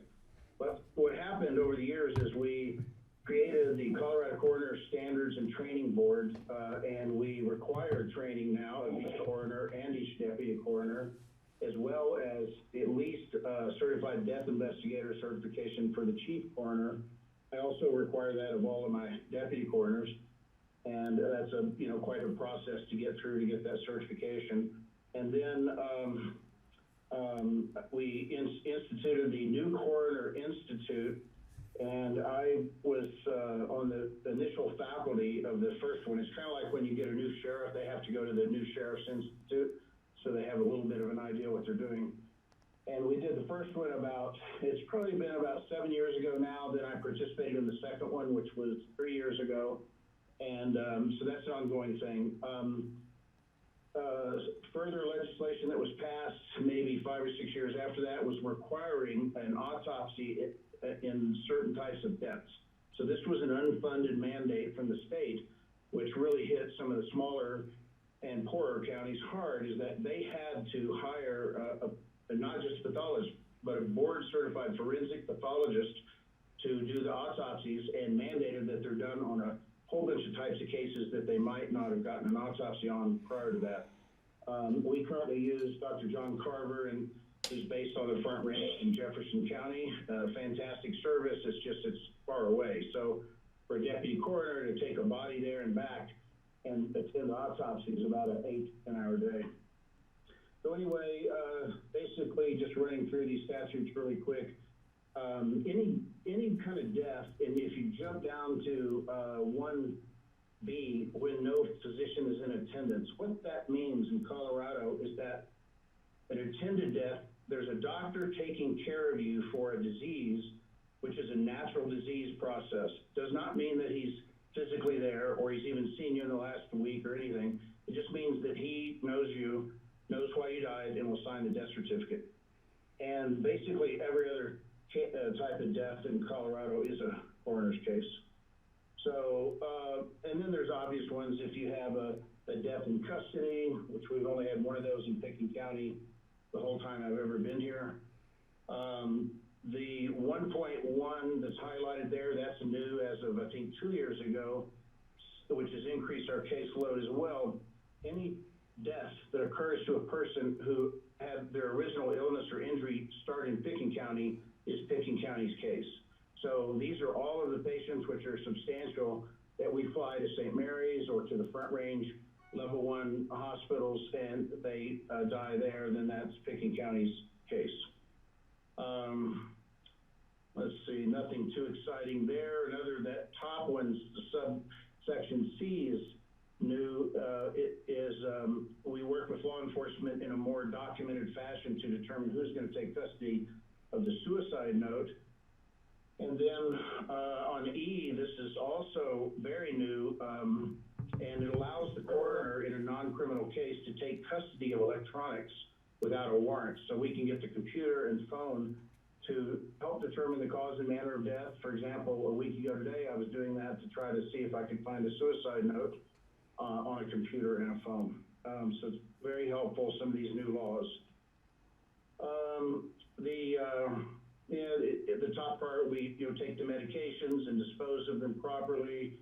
Tons of, just as you can imagine, all the paperwork and the logistics of doing a case are so much more than they used to be when the coroner had no statutory responsibility but to fill out the death certificate. Let's see. I just copied all this from a previous presentation, so I'm not sure it really has any pertinence to today. Medical records, where it is kind of a unique thing. We're entitled to any sort of medical record, private counseling record, psychiatric notes, that sort of thing. But we have to treat them like EMTALA. We cannot pass them on to other people, but we can use them for the purpose of the investigation. The coroner does what?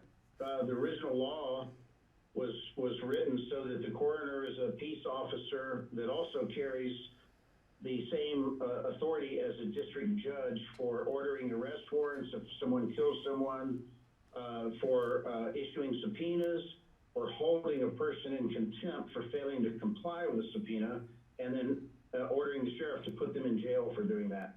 So obviously that part of the law was written at statehood and has not really changed.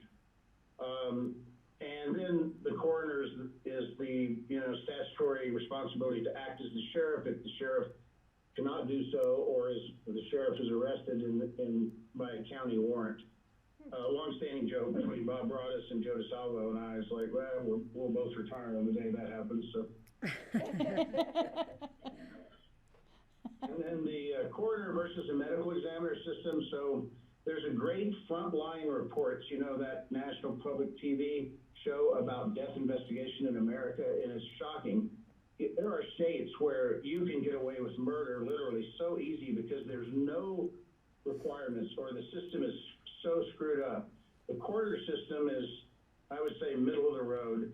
It's antiquated, but with the statutory changes in the last 15 years, 20 years, it's gotten a lot better. And in Colorado, we have gone to great lengths to make it work. There was a huge push about 8 or 10 years ago to switch to a medical examiner system, in which you're a state officer and you're regulated by a chief medical examiner's office. And that's a good system too. And then there's hybrids like Montana, where Dr. Rob Kurtzman, the forensic pathologist from Grand Junction we used to use, and has moved there. He's the chief medical examiner for the state, but he's in charge of all the coroners, but they still have coroners in each county. So pretty interesting stuff to me. Subpoenas, we've done this a few times, and coroner's inquests are usually the scenario. A coroner's inquest is a fascinating tool. Don't use it very often, but imagine if you could have a grand jury that overnight could be put in place and have witnesses show up compelled by law to testify, because the grand jury, by the time he gets around to doing anything, you know, the people have changed their stories, they've left town, they've destroyed documents, they've closed their business, who knows what. In a coroner's inquest, we issue subpoenas to jurors and witnesses and for documents, and tell them when to show up in the courthouse, and we hold a hearing, which is basically just to get to the truth of the matter of what caused the death. So it's mandated by law in a coal mine death. Don't have many of those in Pickens County anymore. We had a few when I first got here, but we have no active coal mines, I don't think, in the county anymore. But, you know, for a case where there was a criminal negligence in a business or a house fire or something, it's a good tool to have available. And we work with law enforcement and the DA if we ever do that, but it's pretty unusual.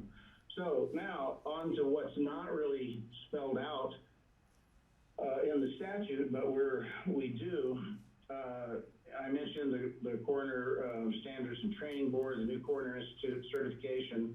We also work with the Pickens County Child Fatality Review Committee, the Colorado Violent Death Reporting System, which is if you haven't ever looked at it, as morbid as it sounds, if you want to know about suicide in Colorado or any kind of violent death, go look at this website.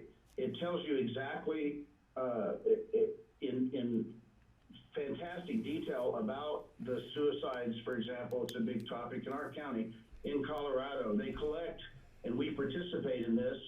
They have about a 4-page questionnaire and gathers a massive amount of data trying to, you know, help people in the future not suffer this illness. And it gives the stats for the whole state, and, you know, you can see where Pickens County falls in that at any time. So electronic death registration, everything's done online these days. And it's a great system, but it's a little bit cumbersome. It requires some training and dedication to use it. Unidentified bodies. So Audra Keefe, who is one of our main deputy coroners and has the most experience and would be the person in line for this job we're going to propose later, she was instrumental in identifying the Lanedo man by gathering up all the data she had, working with Brad Gibson in the sheriff's office. And if you don't know, the Lanedo man is of some bones that were found in Lanedo in the 70s that when I came here were still in the basement underneath the sheriff's office down by the old jail, and or I guess it's still the current jail. And down there in a box next to Ted Bundy's VW back seat where he committed a murder. And we had these bones forever, and then Audra took it on, and using the NAMUS, the National Association of Missing Persons, was able to, with Brad, to come up with identification for the person. And then we had found bones and this is now public knowledge, about a year and a half ago up the frying pan, and through a very long process and using a forensic anthropologist, we were able to get an identity on the person and determine it was probably a homicide, gunshot wound to the head, and then using some other information to link because there was some confusion about the data we had. We thought it was the wrong person, and Audra and again the sheriff's office was able to use their skills and computer skills to figure out who it was, and we were able to return the remains to the family, which was just done a few weeks ago. Forensic autopsies, as I mentioned, we currently use Dr. Carver. And then other things, the obvious stuff, reports that goes on and on and on. And also working with the ESF8, I didn't include that in there, but a big part of what we do. Personnel update. So Eric Hansen, one of our longest standing deputy coroners who was taking virtually all of the call this last fall because we're shorthanded, he retired in December. Michael Buglione went on reserve status last year, and Audra Keith, who lives on the Front Range for the last number of years, has still been extremely active. She actually is arriving today to take call for the rest of the week. She's our most experienced and trained coroner. She has numerous certifications as a death investigator, and she spent some time working for the Adams County Coroner's Office. They do like 13 cases a day and 5 homicides a week. So really, she gets more experience there in 2 weeks than you would in Pickton County in a year. Kevin Hadfield was a former jail deputy. He joined us about in 2019. He's fantastic. I mean, the guy is just, he's stellar in everything he does. He's currently in nursing school and is not really available. And then Rob Glassmeyer, who has done a lot of our mutual aid in the past, he said, hey, Steve, instead of me doing a mutual aid, why don't I become a Pitkin deputy coroner? And because he has a number of investigators working for him, and he would have the time to drop what he's doing. And we just swore him in on February 1st. He's been on backup call for me off and on this month as I've been in the emergency department for my other job. So just to kind of bring that all together, a day in the life, this was 1 week ago today, my day to sleep in because I'd had a few 12 and 13-hour ER shifts and was supposed to go to work at 3 that afternoon. First case was at about 8 a.m.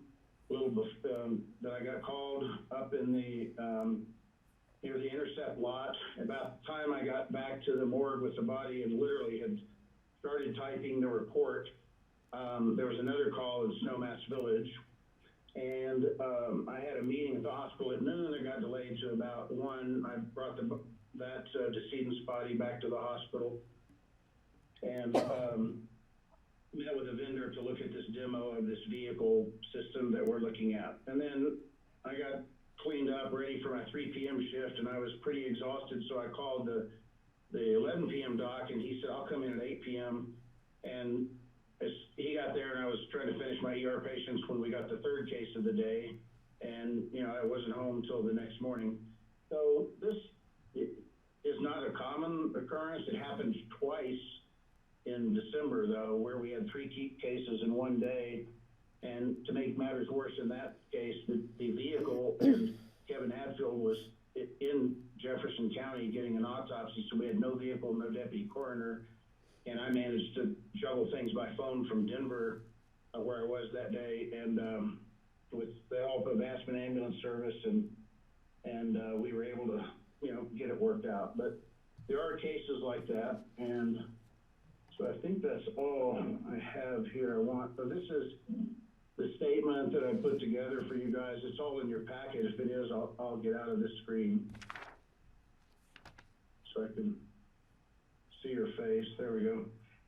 So that kind of brings us to, you know, what I'm proposing. And we've been functioning, we've always functioned with our other jobs, you know, as have to be primary to some extent.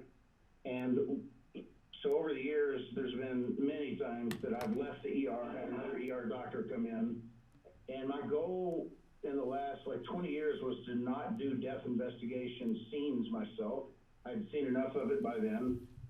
And that's when I, started having enough deputy coroners so we could all, pitch in and help out, take call.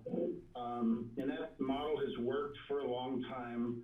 But in the statement I wrote up, I pointed out that we just can't keep people on board. We've had several sign up recently that bailed on us, either due to realizing that if you get a call, that you're going to be spending the next several days dealing with that. I mean, the 3 cases I had last Tuesday, I've been on the phone all weekend with the family. I gave up 2 ER shifts and a shift at the BOCC after hours clinic in the last week so I could work on the coroner cases, and we're still working on them. It's just the credit, and we want to do a good job. We want to do the right thing by the family. We want to be compassionate. It takes a lot of work to be compassionate in this business. It's very easy to do things and just, cover the bases, but that's not what I've ever, promoted. What I've always said, any deputy coroner and to anybody we talk to, that this job is about the living. It's not about the dead. It's about knowing what happened to your family member, knowing if they had a disease that affects you or your children, knowing, getting the info to the life insurance company so the family has something to live on, getting statistics to OSHA and to the National Highway Traffic Safety Administration so next year's car or job site is safer. There's so much about the job that's critical, and I've always emphasized to the deputy coroners, you do all these things and you fill out the 4-page questionnaire on suicide because this matters to the rest of us and to the living. And not that the dead, obviously need the respect and everything done properly, but the job's really about the living, just like everything else we do. So, and the last 2 years with these personnel challenges, COVID obviously was difficult because it makes every death investigation, has to be done much more carefully. We haven't had that many COVID deaths in the county, but we've had a bunch of other deaths that I think probably will be in the future what are referred to as pandemic deaths, deaths caused by the pandemic, not the disease itself. People who would not go to the hospital because they were having chest pain for 2 days and died of a heart attack at home. And we've had a number of those cases. So with that, we've had lapses in call, the training requirements are getting more demanding all the time. And then, for whatever reason, in the last 2 years, we've had a 50% increase in our caseload. So we're just, getting burned out, not able to keep up. And I don't think this model is sustainable anymore. I'm good friends with Kara Bettis, the Eagle coroner, and Rob Glassmeyer, the Garfield coroner. So they both run 2 to 3 times the number of cases we have, but they have full-time investigators. For example, Garfield County does 2.7 times the number of cases. They have 2 full-time investigators, 1 part-time investigator who works 24 hours a week, 2 deputy coroners, and I'll tell you the difference between those jobs here in a second, who work 1 10 hours a week and 1, I think, just 2 hours a week. So in counties that are not home rule charter, they're bound by the Colorado statutes on what they can pay their coroner and deputy coroner. We're not restricted by that. So in the big cities like in Denver, Denver's actually exempt because they're home rule charter, but like Colorado Springs, because they can pay any wage that's necessary to have that job filled, they call them death investigators, and that's what they do. They just do not have the authority of the coroner to act as the coroner, to sign death certificates, to do any of those things that has to be done by the coroner, whereas the deputy coroner has the authority to do all those things. So in Pickens County, we would probably call up the full-time death investigator, the chief deputy coroner slash death investigator. And I think that, the thing that I wrote out that you guys have probably read or seen already pretty much explains, the current model, I just don't think is going to bring us into the future and allow us to do our job as good as it needs to be done.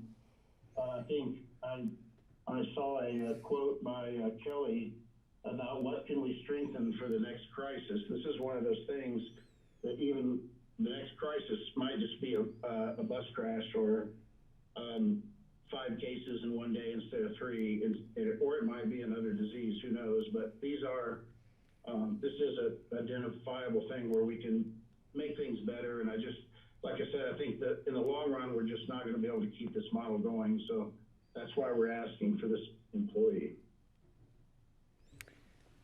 Okay, thank you, sir. And I'll just say it's nice, thank you for presenting so thoroughly, because I think this is the first time in my 2+ years that I've met you or have heard about the coroner's office. So it's been educational for me, and I appreciate it.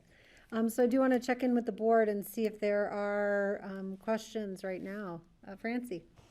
Steve, I'm wondering, I read that this would entail a 10% reduction in your pay. So would you stay on as coroner and then you would have a full-time death investigator?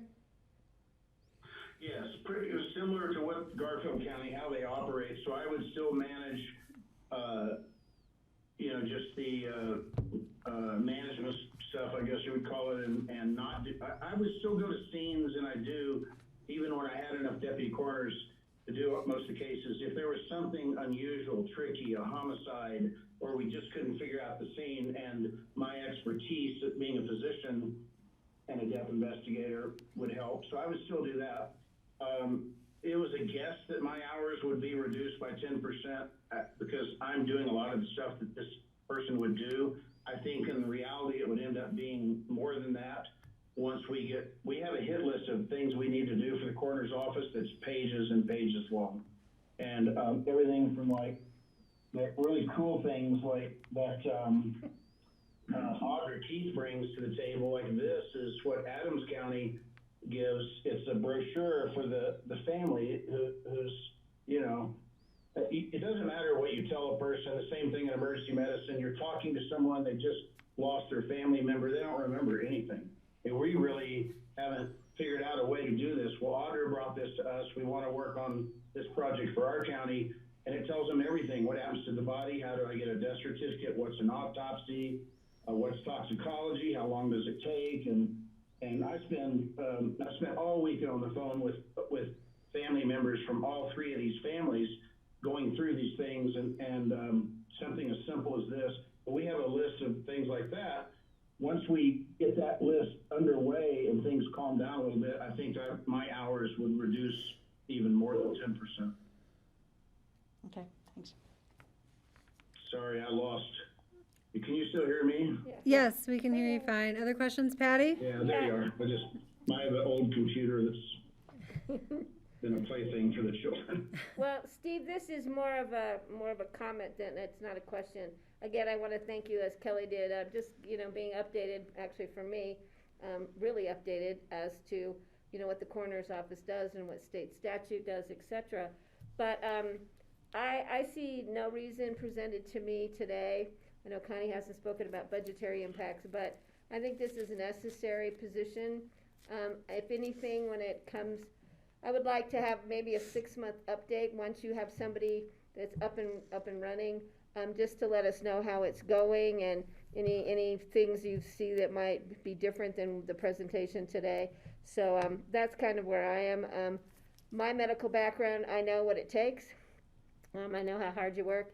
And I've been there, and it is about the living and how to get people through circumstances such as this. And it really is a matter of who's responding to these situations and how they can deal with people. And we want to provide the best to our community members and our visitors. So thank you, Steve. Thank you. I see Steve and then Greg, please. Steve Chow. Dr. Ayers, thank you for your presentation. I've learned more today than I ever knew about the coroner's office and what your duties are, actually, what you have to do. I'm curious, if we get the full-time deputy working for you, would the other people who are just doing part-time work and coming over from the Front Range, they would no longer be doing that on a regular basis? Maybe correct. So emergency standby basis, or what would that be? So this person would replace for example, if we did it retrospectively to look at what hours it would cut for last year, it would cut all of Eric Hansen's take care of all of his call, all of his salary. He was our most active. And Kevin Hadfield, it would take about half of that, and that fits in with what Kevin can do in the future as well. He can't take call for extended periods of time. It would replace 100% of Audra Keith's hours because she would be in that position if this worked out, and then some of my hours. So yes, so what we would end up with is a full-time death investigator taking roughly 70% of the call. Kevin Hadfield, and once he's done with nursing school, he'll have more availability, taking some of that call, and then myself, and then occasionally Rob Glassmeyer from Garfield County, maybe vacation fill-in, things like that. I'm envisioning with that number of people, we would manage to handle all of the calls as long as we do not have a caseload increase again. And if we did, then it's a lot probably cheaper, not necessarily easier, because I've tried it, to put in another deputy coroner who would take call part of the time and become a certified death investigator. And there are a number of qualified people, police officers in particular, that are currently interested in that position. But it would replace two of the previous positions and half of another one, and 10 or 20% of mine as far as hours. Okay, and then it sounds like that suits them fine, that they've really been going above and beyond what they want to be doing anyhow. So you're not taking work away from someone who. Oh, no. No, everybody's going to have a smile on their face if they're. And the thing is that what it's going to do for those of us who do take call is that's going to be our only. It'll be during my, I do shift work as an ER doctor, so I have 4 to 8 day sessions off. I can take call 3 of those, knowing that it's not going to take away from my ER hours or inconvenience my partners, or worse, leave a body lying on scene for 7 hours till I get out of the ER, which has happened. So, and please call me Steve, by the way. A couple of you have mentioned appreciation for the update. That's my bad. If I was like elected coroner, I wouldn't be a coroner, because I would, if somebody went out and put a sign up for me, I'd probably say yes if I won, but I'm not a politician. I don't like doing stuff like that, but I should be doing this on a more frequent basis, so I apologize for that. Well, some people, Commissioner Child, one person called me governor. Titles can be humorous sometimes. All right, Mr. Bosman, I think you had a question, or? Yeah, I think so. Go ahead, Greg. Yeah, great. Steve, great to meet you. Your name, I've known your name forever, but I don't know if we've ever spoken, so it's really good to see you here. And as Steve said, yeah, this is very enlightening. There's so little. I knew so little. I wanted to make sure that a couple questions. One was, it looked like you had some people you tried out and they just didn't make it. They didn't last long and they flamed out for one reason or another. I don't know if you want to elaborate on. Maybe it was just the pay wasn't good enough for the hours. But and the other thing is the budget you presented here really going to be enough? Are we going to need additional expenses to keep things going as on an ongoing basis? Are we going to be looking at other expenses that aren't in this projection? Yeah, so so 2 of the people who kind of flamed, or 3 of the people, let's take 3. So one person retired, but there were some personnel issues. It was better for all, and it was a mutual thing. And then we trained one person who was a physician assistant, and she's very qualified. We spent about 6 months. We sent her to some death investigation courses, got her radio and her badge and all the stuff. And the first part of her death investigation training completed, and she never took calls. She just realized what taking call, what you might have to do at 2 a.m. and then come home and drive to Denver the next day and then spend another day or 2 dealing with the family. She just decided it wouldn't work, and that was maybe my error, but I recruited the wrong person, or I didn't explain the job well enough. But I had known this person for a very long time, so but that's not an uncommon thing. When you get closer to actually doing it, you realize, oh, that's not maybe what I really want to be doing tonight. And then the other person is another common scenario. It was a deputy coroner from Garfield County who was part-time there, so had a lot of time to cover us, but then because it's a second job and not a primary career, she took another job with Garfield County that was full-time and then could not do it. And that's a common scenario too. When you have part-time deputy coroners, there's always the possibility they're going to get lured away to something that suits their main career. And then, so the only expenses so they're unrelated to the personnel position, but there are other things that will be coming up in the future that I want to come back to you about.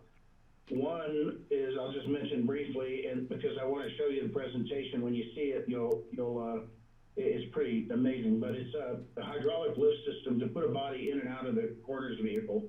And I have a video that I just watched this morning of the first body from a week ago today. And it shows myself and 4 police officers, sheriff's officers, and 1 Aspen police officer trying to get the gurney into the back of the van.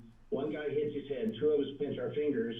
And in the emergency medical services world, 50% reduction in back injuries from lifting by hydraulic devices. All of our ambulances are equipped with these. They make a cheaper version for our purposes. It's about maybe a little more than half of the EMS version. But so that's something in the future I'll want you guys to look at, because it's extremely difficult to get the bodies in and out of the vehicle, even with the nice gurneys that we have. And then the other thing would be, if this volume keeps up in the future, we'll probably need a second vehicle, because when our vehicle goes to Denver, it's completely out of commission for the whole day. And if we have another case, I was able to work with Gabe Muthing on having the ambulance guys transport a decedent's body in December, but that's not something we want to be doing on a regular basis. Okay, thank you. Other questions? Steve? And then if I could jump in on the budget for just a moment. Also, the cost presented there is an estimate at the moment. HR has a preliminary job description, and they're still working on grading out a position. So there could be a little shift in that cost depending on what HR determines. Thank you, Connie. Steve, did you have another question? I mean, I can relate to trying to load a dead person into something. I had to help one other person load a guy onto a saddle of a horse to carry him out one time. It's very difficult. Having the right tools for your trade is worth the money to put into saving people's backs and whatnot. I totally understand that. And I really can see the logic in putting more money into this now. Our population is probably much greater now than it has been in the past because of the pandemic. I think a lot of people have moved here to their second homes, and I think a lot of them maybe won't go back to where they came from originally when all this is said and done. So you will have more potential customers going into the future for that you'd have to be called on. By making this step now, we are setting up a different model than you've been operating on that can be replicated by adding another person at some point if necessary, doing the same kind of logic we're doing now. I think it would be easier to expand as the need arises in the future. So from what I've heard so far, without looking at the numbers real closely, I mean, you got me convinced. So thank you. Okay, and since we do have a little extra time, I just wondered if I could understand, if you could teach me a little bit more, Steve. With regards to the access to data, this is something I've wondered about, and so thank you for presenting some of that. But as a policymaker, if I wanted to figure out how many opioid deaths we've had, or maybe look at why do we have a 50% increase, in caseloads, Is that accessible in kind of a real time, or is there always like a year lag to how that is all reported? No, and that's another good point I did not mention. So Audra Keith is the deputy coroner that I mentioned that is the person qualified and available, I think, for this position, potentially available. She helped, I started a process, oh gosh, I think it was in 2000, that's what it was, to go to a online record keeping system, a cloud-based system, which we did. And we got such an incredible deal. It was like a $4,000 or $5,000 to start, and we paid $900 a year. Well, the deputy coroners have been complaining about it, and now that I've been using it myself in the last year or more, I see. And then in 2014, 15, they lost all of our data when there was that Google breach, and we really didn't get much of it back. But one thing with records, and it kind of goes to what you're saying, we only have to keep records. I think it's 5 years or something we can purge. I never do that. In fact, when we got this cloud-based system, we spent 10 or 12 years going back and entering all the old case files that we got back from file finders that I had stored, because this stuff is a gold mine for everybody from safety engineers to healthcare to doctors. All of that data is it's incredibly valuable. And so we have 837, I just looked up, entries into the system now. And that's most of our when I became the coroner's office was a beat up old Suburban with 2 cardboard boxes in the back and a gurney with 3 wheels. And so we didn't have all those files, all the old stuff, the Spider Savage files and all that stuff are long gone. But so we can pull up instantly, the number of cases that we have currently, the cause and manner of death. Cause is, the cause. So, cardiac disease, gunshot wound, hanging, head injury. The manner is homicide, suicide, accident, natural, or in some cases undetermined. So we can pull that up pretty quickly, and then specific things like the suicide data. We had some people who pulled up that data. This was a number of years ago, and we gave them everything we had on the suicides, and they did their own statistics and came out with some suicide rates that were pretty high. I didn't really know, but then I met with the Violent Death Reporting System data entry guy for the Colorado Department of Health and looked at our data and the state data and the national data, and it was shocking and amazing. Picking County, the state of Colorado is divided into 5 zones for suicide, 5 being the highest, 1 being the lowest. Picking County is right in the middle. We're at 3. Now, Colorado is significantly higher than the national average for suicide, but Picking County, and in fact, the ski area counties, Summit, Eagle, Pitkin, and Garfield, those areas are kind of all, I think, level 3. The level 5, the highest, were like Adams County, north part of Denver, what's the valley down in San Luis. Central Colorado? San Luis. Yeah, San Luis Valley, that area is high, and then some areas out by Grand Junction and Delta. But so that data is available, and we can certainly help you get access to what you wanted. We do. I'm really negligent. I did not mention Audra Keith has been our administrative assistant. She's not a deputy coroner, and she's been with us forever. And she does a lot of this stuff, the data mining, paying the bills, and all that. I keep trying to talk her into being a deputy coroner. She doesn't want to see dead people. I do not blame her, but she's great at what she does. Sorry, Yes. Did you mean Roya? Roya, what did I say? I said Audra. I'm sorry, Roya Becklick. Yeah, and Roy, if you're watching, I owe you a dinner somewhere, so sorry. She's been great. She works part-time, and she can get all that data for us. Okay, I really appreciate that. Thank you very much. And I'll just check in and poll the board to see if there's more questions or if we have direction on Connie and Steve bringing forward the budget supplemental next week. So looking for questions or approval for that request. Okay.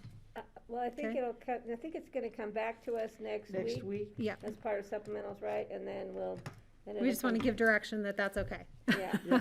But I mean, there's a process here, Steve. Yeah. But I do have a question about suicide, something I've been trying to get information on for quite some time. When they always, people are pointing at Pickens County, and we've heard we're the highest in the state for suicide rates.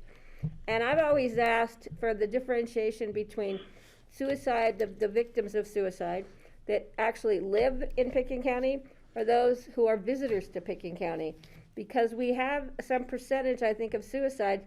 People, for some reason, come here to commit suicide because they're out hiking. It's beautiful. This is a place where they want to pass on to their next life or whatever. And I think that would be interesting information. So we'll talk about that at some point in the future. Yeah, I'm available on that next Tuesday. I'm pretty sure I'm not working that day if you do need to ask more questions. Thanks, Steve. Okay. All right. Thank you all. Yeah, thank you. Nice Thank to you, see Steve. you. We'll see you next Tuesday with the formal budget One more supplemental. question, Phil. Oh, yeah, Steve, sorry, go ahead. $4,300 setup, one-time setup cost.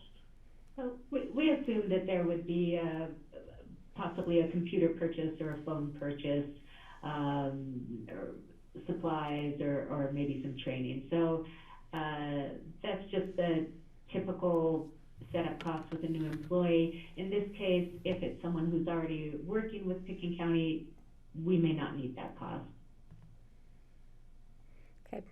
Okay, Thank you. Okay. Thanks, Steve. All right, thank you.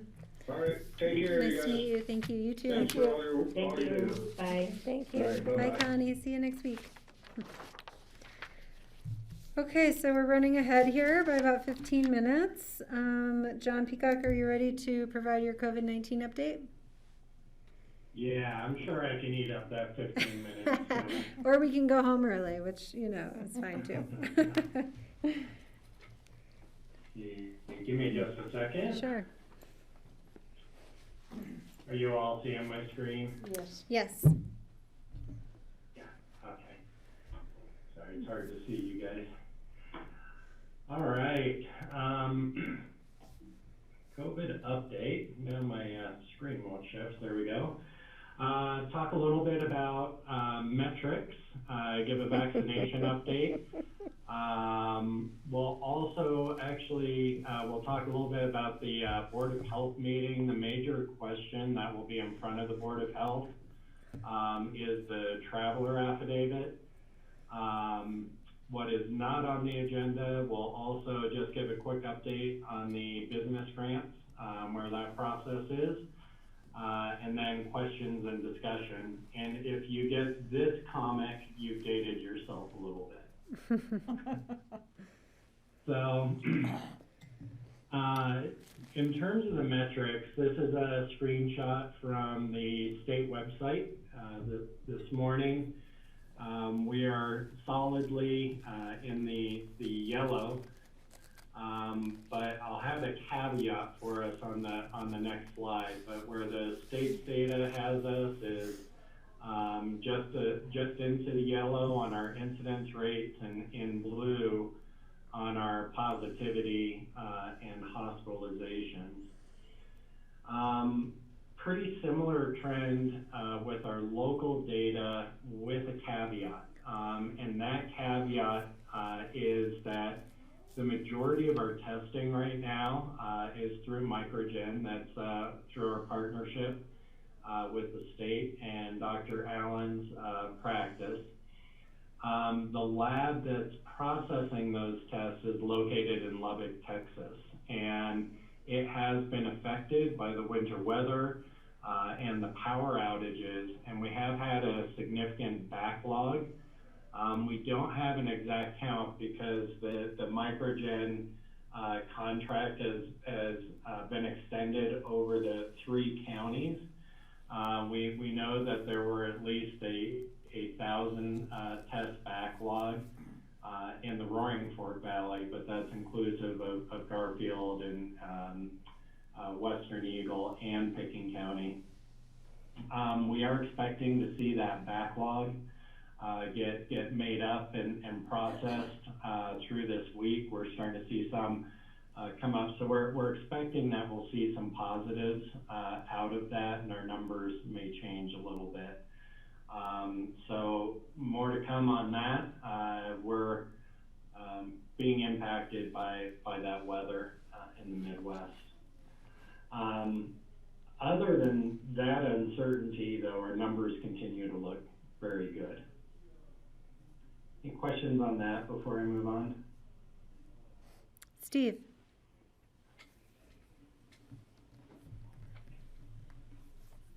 Ron, when we get the numbers back from Lubbock, Texas, there'll be test data from over a longer period of time.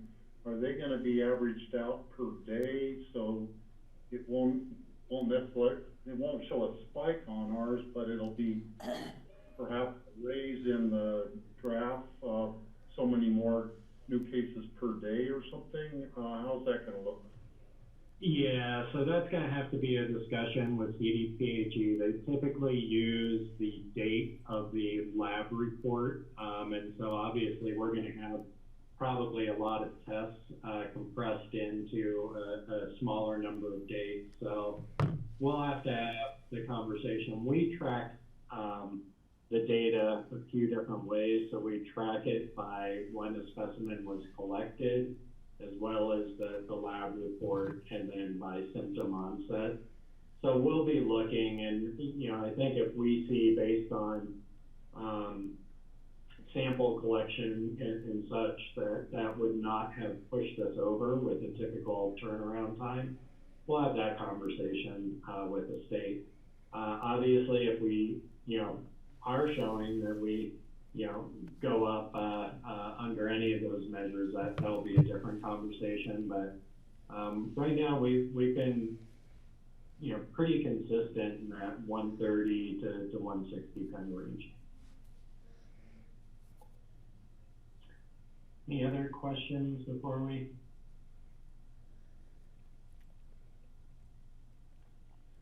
So vaccines, we've been moving into our 1B3 stage. That includes frontline essential workers and people aged 16 to 64 with two or more comorbidities. And the state has a list. I do not have those for you for today, but we can certainly pull those up. We're starting to work through that 1B3 priority by first outreach to employers of frontline essential workers. We're now focusing on grocery stores and food pantry, food bank folks, essential human services and public health. That will include clergy. It also includes our nonprofit community, as well as our own human service and public health employees who have been previously qualified. Public transit, so we're working with RAPTA, postal workers and frontline journalists. And so right now we're working through those lists on registration, and we'll continue to move through. We do have a new web page up that has data on it. This is a screenshot, and I'll pop out there. This is a picture of our tent, our mass vaccination clinic, when we were doing the rounds with the schools and the teachers. Total doses administered are just under 5,000 so far, including just over 3,300 first doses and just over 1,600 second doses. We've had more Moderna than Pfizer overall, and you can see kind of our weekly trends, first, second, and total doses. Of those, 2,900 are residents, 2,064 non-residents. That may be employees who work in Pickens County but do not live in Pickens County, and some of those essential workforce components that we've been vaccinating. And Colorado's established really a no wrong door, if you will, as long as you qualify within the phases. Just real quick, pop out, we do have vaccine information as far as getting notifications and sign up and where we are, as well as on our data dashboard, you can go out and see information. This is information on Pickens County residents, and then overall vaccines administered in Pickens County. So if you want to track our progress, we'll be updating that after each of our vaccination clinics. Okay, are you? I don't see any questions. Any questions, anyone? No? Oh, Steve, go ahead. Just one, when's the next clinic? Thursday and Friday of Yeah, this week. so- This week? Yeah, so great segue, Francie. So mind, I see it. vaccinations this week, we'll be running a first Thanks, dose Steve. clinic Good on question. Thursday. We have, we estimate we'll be able to give 1,170 first doses. That's based on us being able to pull additional doses from Pfizer vials. And then on Friday, we'll have a smaller second dose clinic. Those will mostly, I believe, be Moderna's. Steve, you had a question? Go ahead, please. Well, I'm looking forward a little bit. I think we're going to have a different problem pretty soon. All of a sudden, there will be more doses than there will be people who want them, because of all the people refusing to take the virus. And right now, you have a ready pool of people waiting in line, but we'll have a different problem pretty soon, and you are anticipating how you will deal with that when the time comes. Yeah, well, we're already certainly talking about that and have concern about vaccine hesitancy, in making sure that we get the number of people vaccinated, to a critical level that really helps us control the spread of the virus. And so, that's, I think we're estimating somewhere between 75 and 85% that would be our target for that. And that depends on how, if there's more virulent versions, I couldn't get that out quite right. You obviously, the higher the percentage of people vaccinated, the more you're able to contain and reduce the incidence rates. So we are working on communications, both through employers, but also, through our Latinx community and such, where we're seeing some hesitancy. And so, yeah, we're working on those types of communications. I think, Steve, as we work through these levels, we're going to work through as many people as we can get registered and open the next level, because we do want to get vaccines out. If, for example, we didn't get all the educators, so we do have some folks who are, we've offered again to be vaccinated in this round, but they're prioritized with everyone else. And so we hope that as we move on, that we'll see higher and higher compliance, and people that were maybe hesitant to get it until they see, how it plays out with everyone else, that we'll see them get vaccines in later stages. But we're going to keep opening it up and getting vaccines in arms. None will go to waste. Okay. Yeah, and we have even friends of ours that talk to different people they have relatives who are anti-vaxxers and just are going to get the vaccine. And I'm getting kind of upset with that attitude because, I mean, I'd love to spend some time with some of our friends who are anti-vaxxers, and yet I'm thinking I don't really want to even be with them when we can get together socially if they haven't been vaccinated. You don't get vaccinated so much to protect yourself, but to help protect everybody else. And I think that's the attitude that we need to try to get people to change their thinking on why you get the vaccine.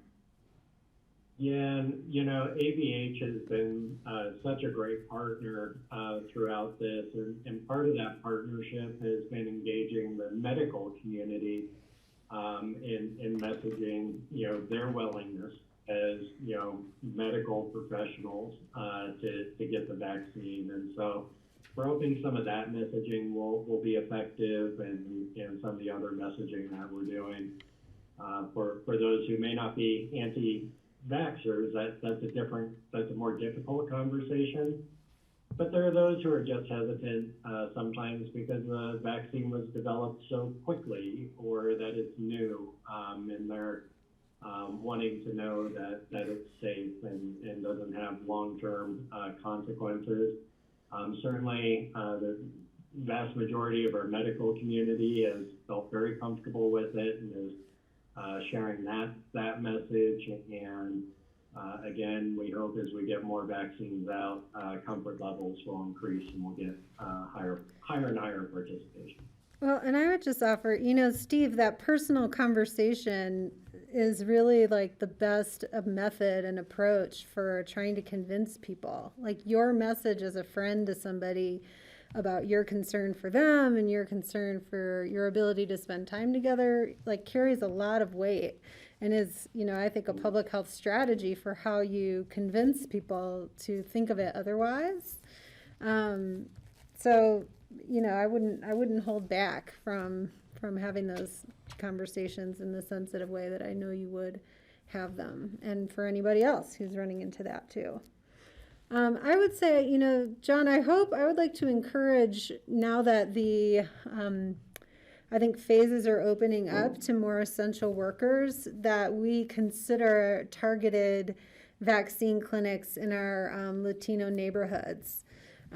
Because I think, the state has set aside 10% of the vaccines to deploy. They've made the offer that they will bring people up here to run those clinics and, administer those. And we have local partners in Voices Unidas who have successfully done that in Garfield County. And I think that, that could be a really effective way for us to, engage with the Latino population directly on the vaccine campaign. So I think as we can capture more people, which I'm thinking this new phase with essential frontline workers does, now would be a good time to consider it. So I would make that request. Yeah, and Kelly, I just note that I know the IMT and public health are looking at how we start to expand the number of clinics and availability, and so they are working on those options right now. Okay, thank you. Steve, Francie, and then back to Steve. Sorry. I was just wondering if you know anything about plans whereby employers can expedite their employees getting vaccinated, like, I don't know, I'm thinking like City Market and restaurant owners.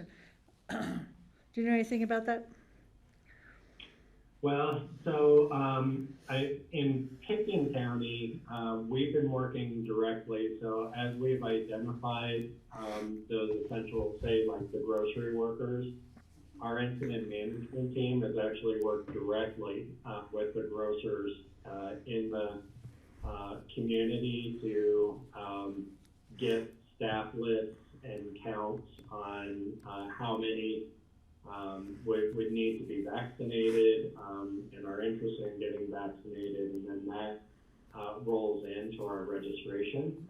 So we've been coordinating directly with the employers as we've been targeting. So this week We've been working a lot with the grocers, the food banks, RAFT, the nonprofit community for human services and such.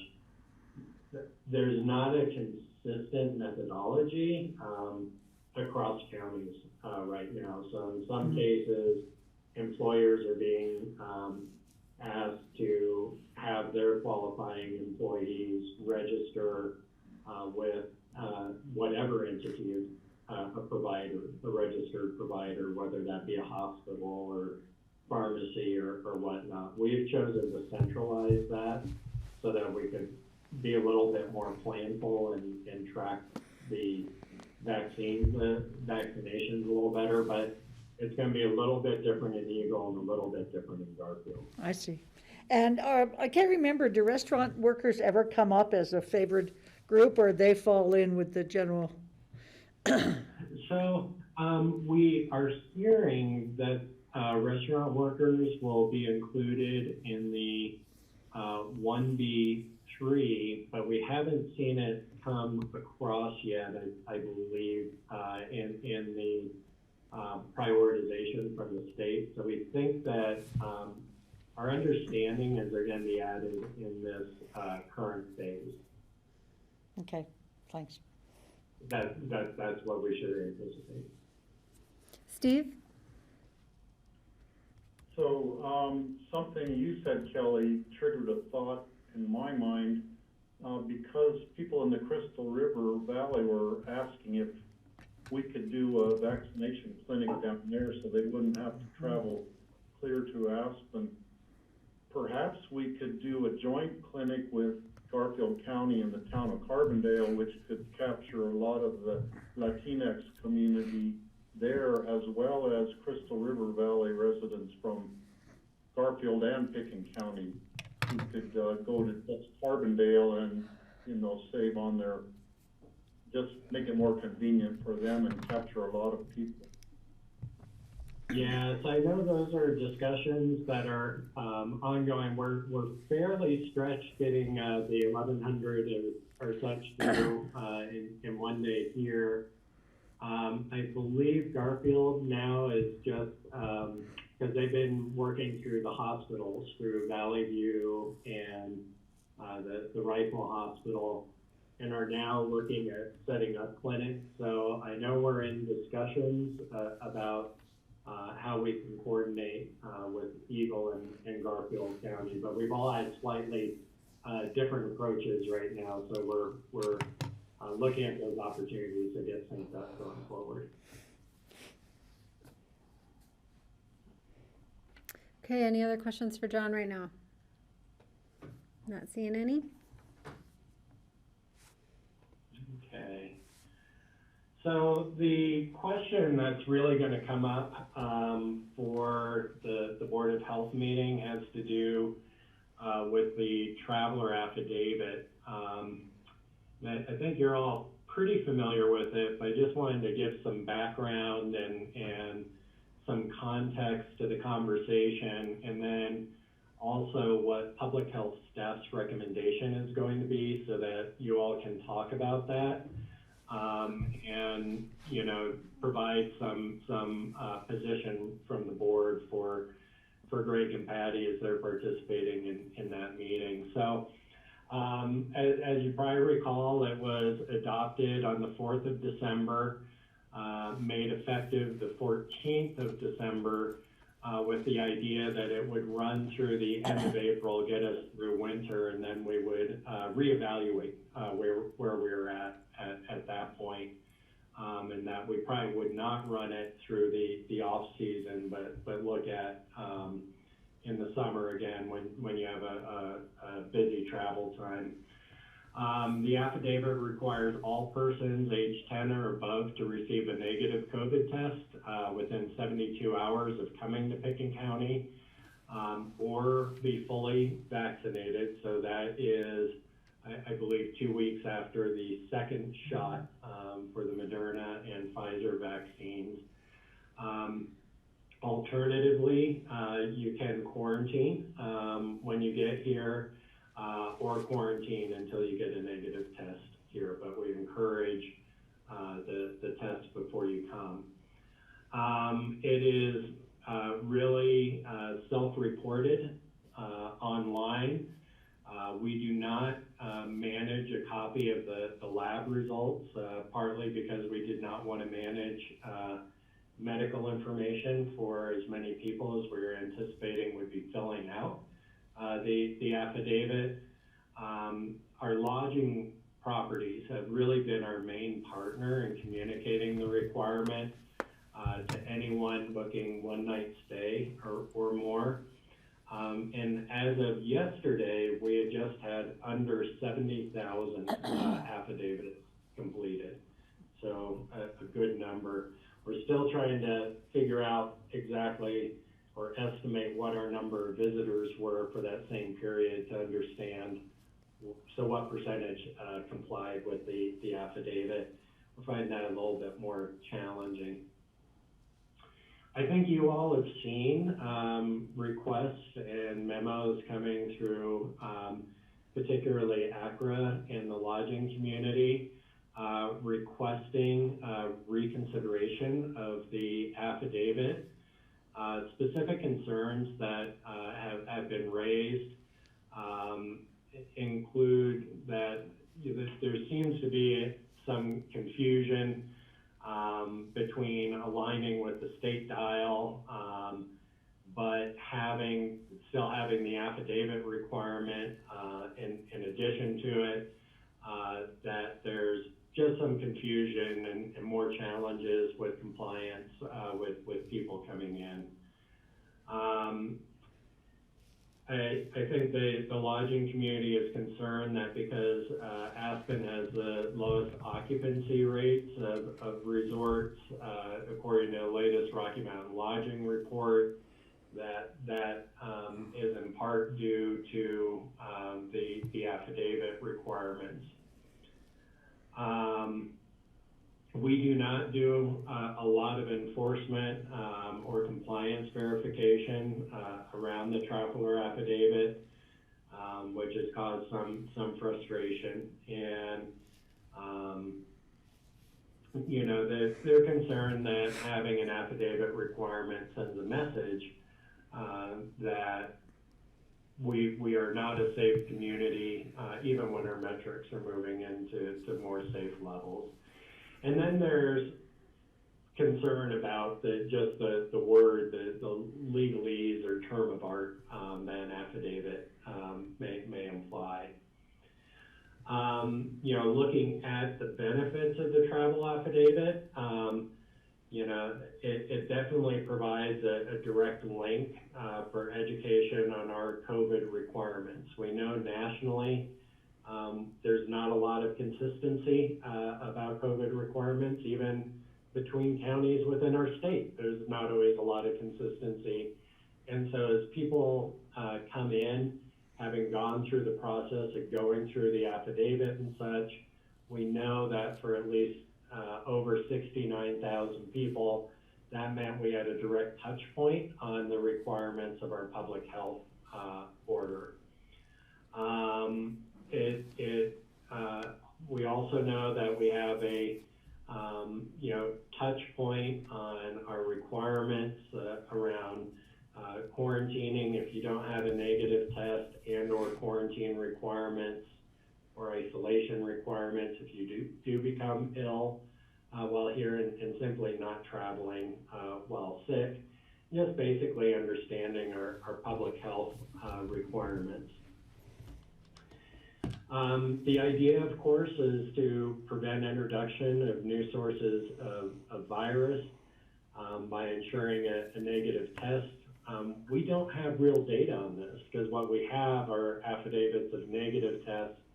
I think we have anecdotal information that people did get tested and chose not to travel here or did not travel here because those tests turn out to be positive.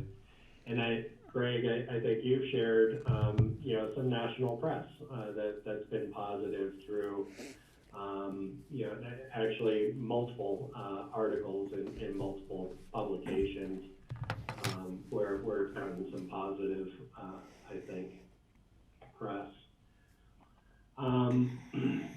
When staff was putting together its recommendation, there are some additional items that were considered. Looking at the CDC recommendation for traveler testing requirements, the CDC did not necessarily recommend a negative test per se, and that's partly because of the oversight and such to really make the program work. As I said, we've had fairly limited oversight and enforcement, which is one of the ways we dealt with that. The CDC has adopted testing requirements for international travel, which is checked prior to boarding a flight, very much in line with what we're doing, but has not adopted a domestic traveler test requirement. There's been some talk about that, but we haven't seen that yet.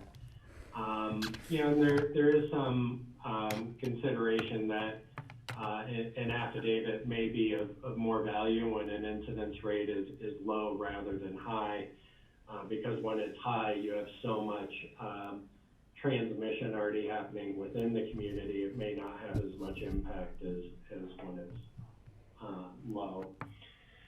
Hey, John, could you, yeah. Sorry, Kelly, if you ahead. could just go back a page, the fourth bullet point, or the third one, just one page back. Go forward one more, I think. But yeah, it says CDC has not adopted a domestic traveler test requirement, but does recommend against travel, and I think does recommend testing 1 to 3 days prior to travel. Is that what you meant by that third bullet point? Yeah, thanks, Greg. That's a little confusing. Right. So yeah, CDC's recommendation is to do what our current affidavit requires, which is they recommend that if you're going to travel, you get a test within 1 to 3 days prior to travel. And obviously, if that test is positive, you don't travel. If it's negative, you've reduced the risk that you're going to be an additional vector for that community. Yeah, it is a little confusing Sure, now that I read it. Patty has a question. Yeah, John, I'm going to let you finish what your recommendation is, but then having attended the ACRA board meeting, I need to share information with the Board of County Commissioners, but I'll let you finish this one. I want to make sure that I get time to introduce that. Sure. So staff's recommendation to the Board of Health is going to be to retain the traveler affidavit through ski season, basically, but to follow the CDC guidance of no longer requiring but recommending a negative test. There's value we see in requiring the travel affidavit for the purposes of that educational component and having a touch point for folks to understand the requirements of the public health order and the recommendation for testing. There's not a lot of good data that we could produce around requiring the test, particularly without the strong system to check it, which the CDC says is maybe not the best place to put your energies right now. It should be spent on getting vaccinations done and your case investigation and that sort of thing.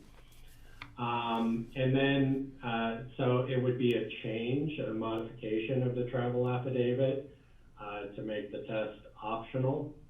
And then work with the hospitality industry, create a task force to think through what makes sense for the summer. Where are we? ACRA did send an email today, and this may have been after. It was after the meeting. Patty, the meeting today. So sorry, I'm going to look away just to they had two recommendations that aligned fairly well. First is they recommended that the program align with the CDC recommendation for travel, which is to recommend a negative test, not require a negative test.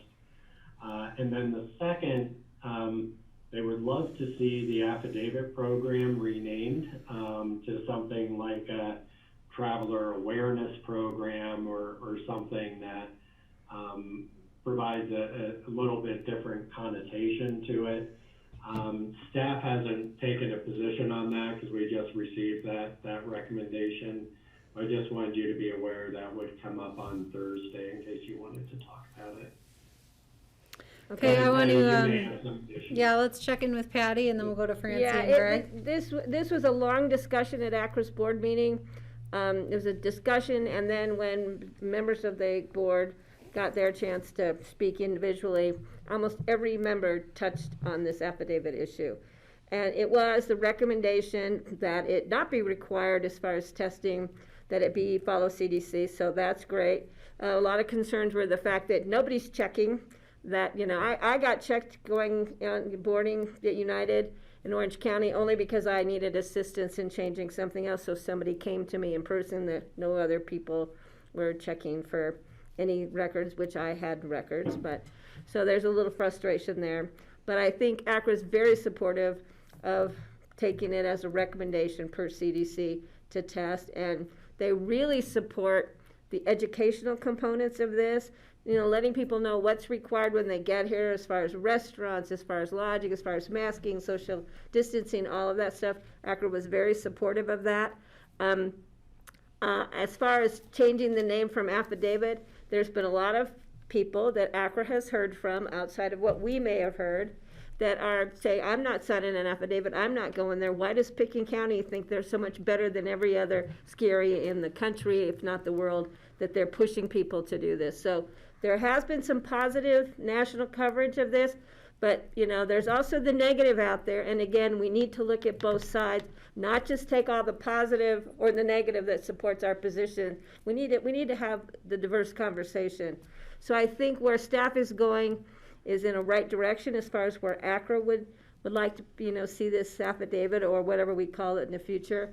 As far as the extension of it, ACRA, there was talk about having it end a month before the end of the ski season, but I think if we make these changes now, as far as changing it from being required to recommended, changing that verbiage a little bit, I think ACRA will support it moving on. I'm not sure we should, you know, pull it in April if it's now just a better document, more aptly titled, to not, you know, make people angry in some cases or to scare people off in others, but to keep it as a way for lodging and restaurants to refer people to so they can get the information that we want them to have when they come here to visit or when they are here visiting.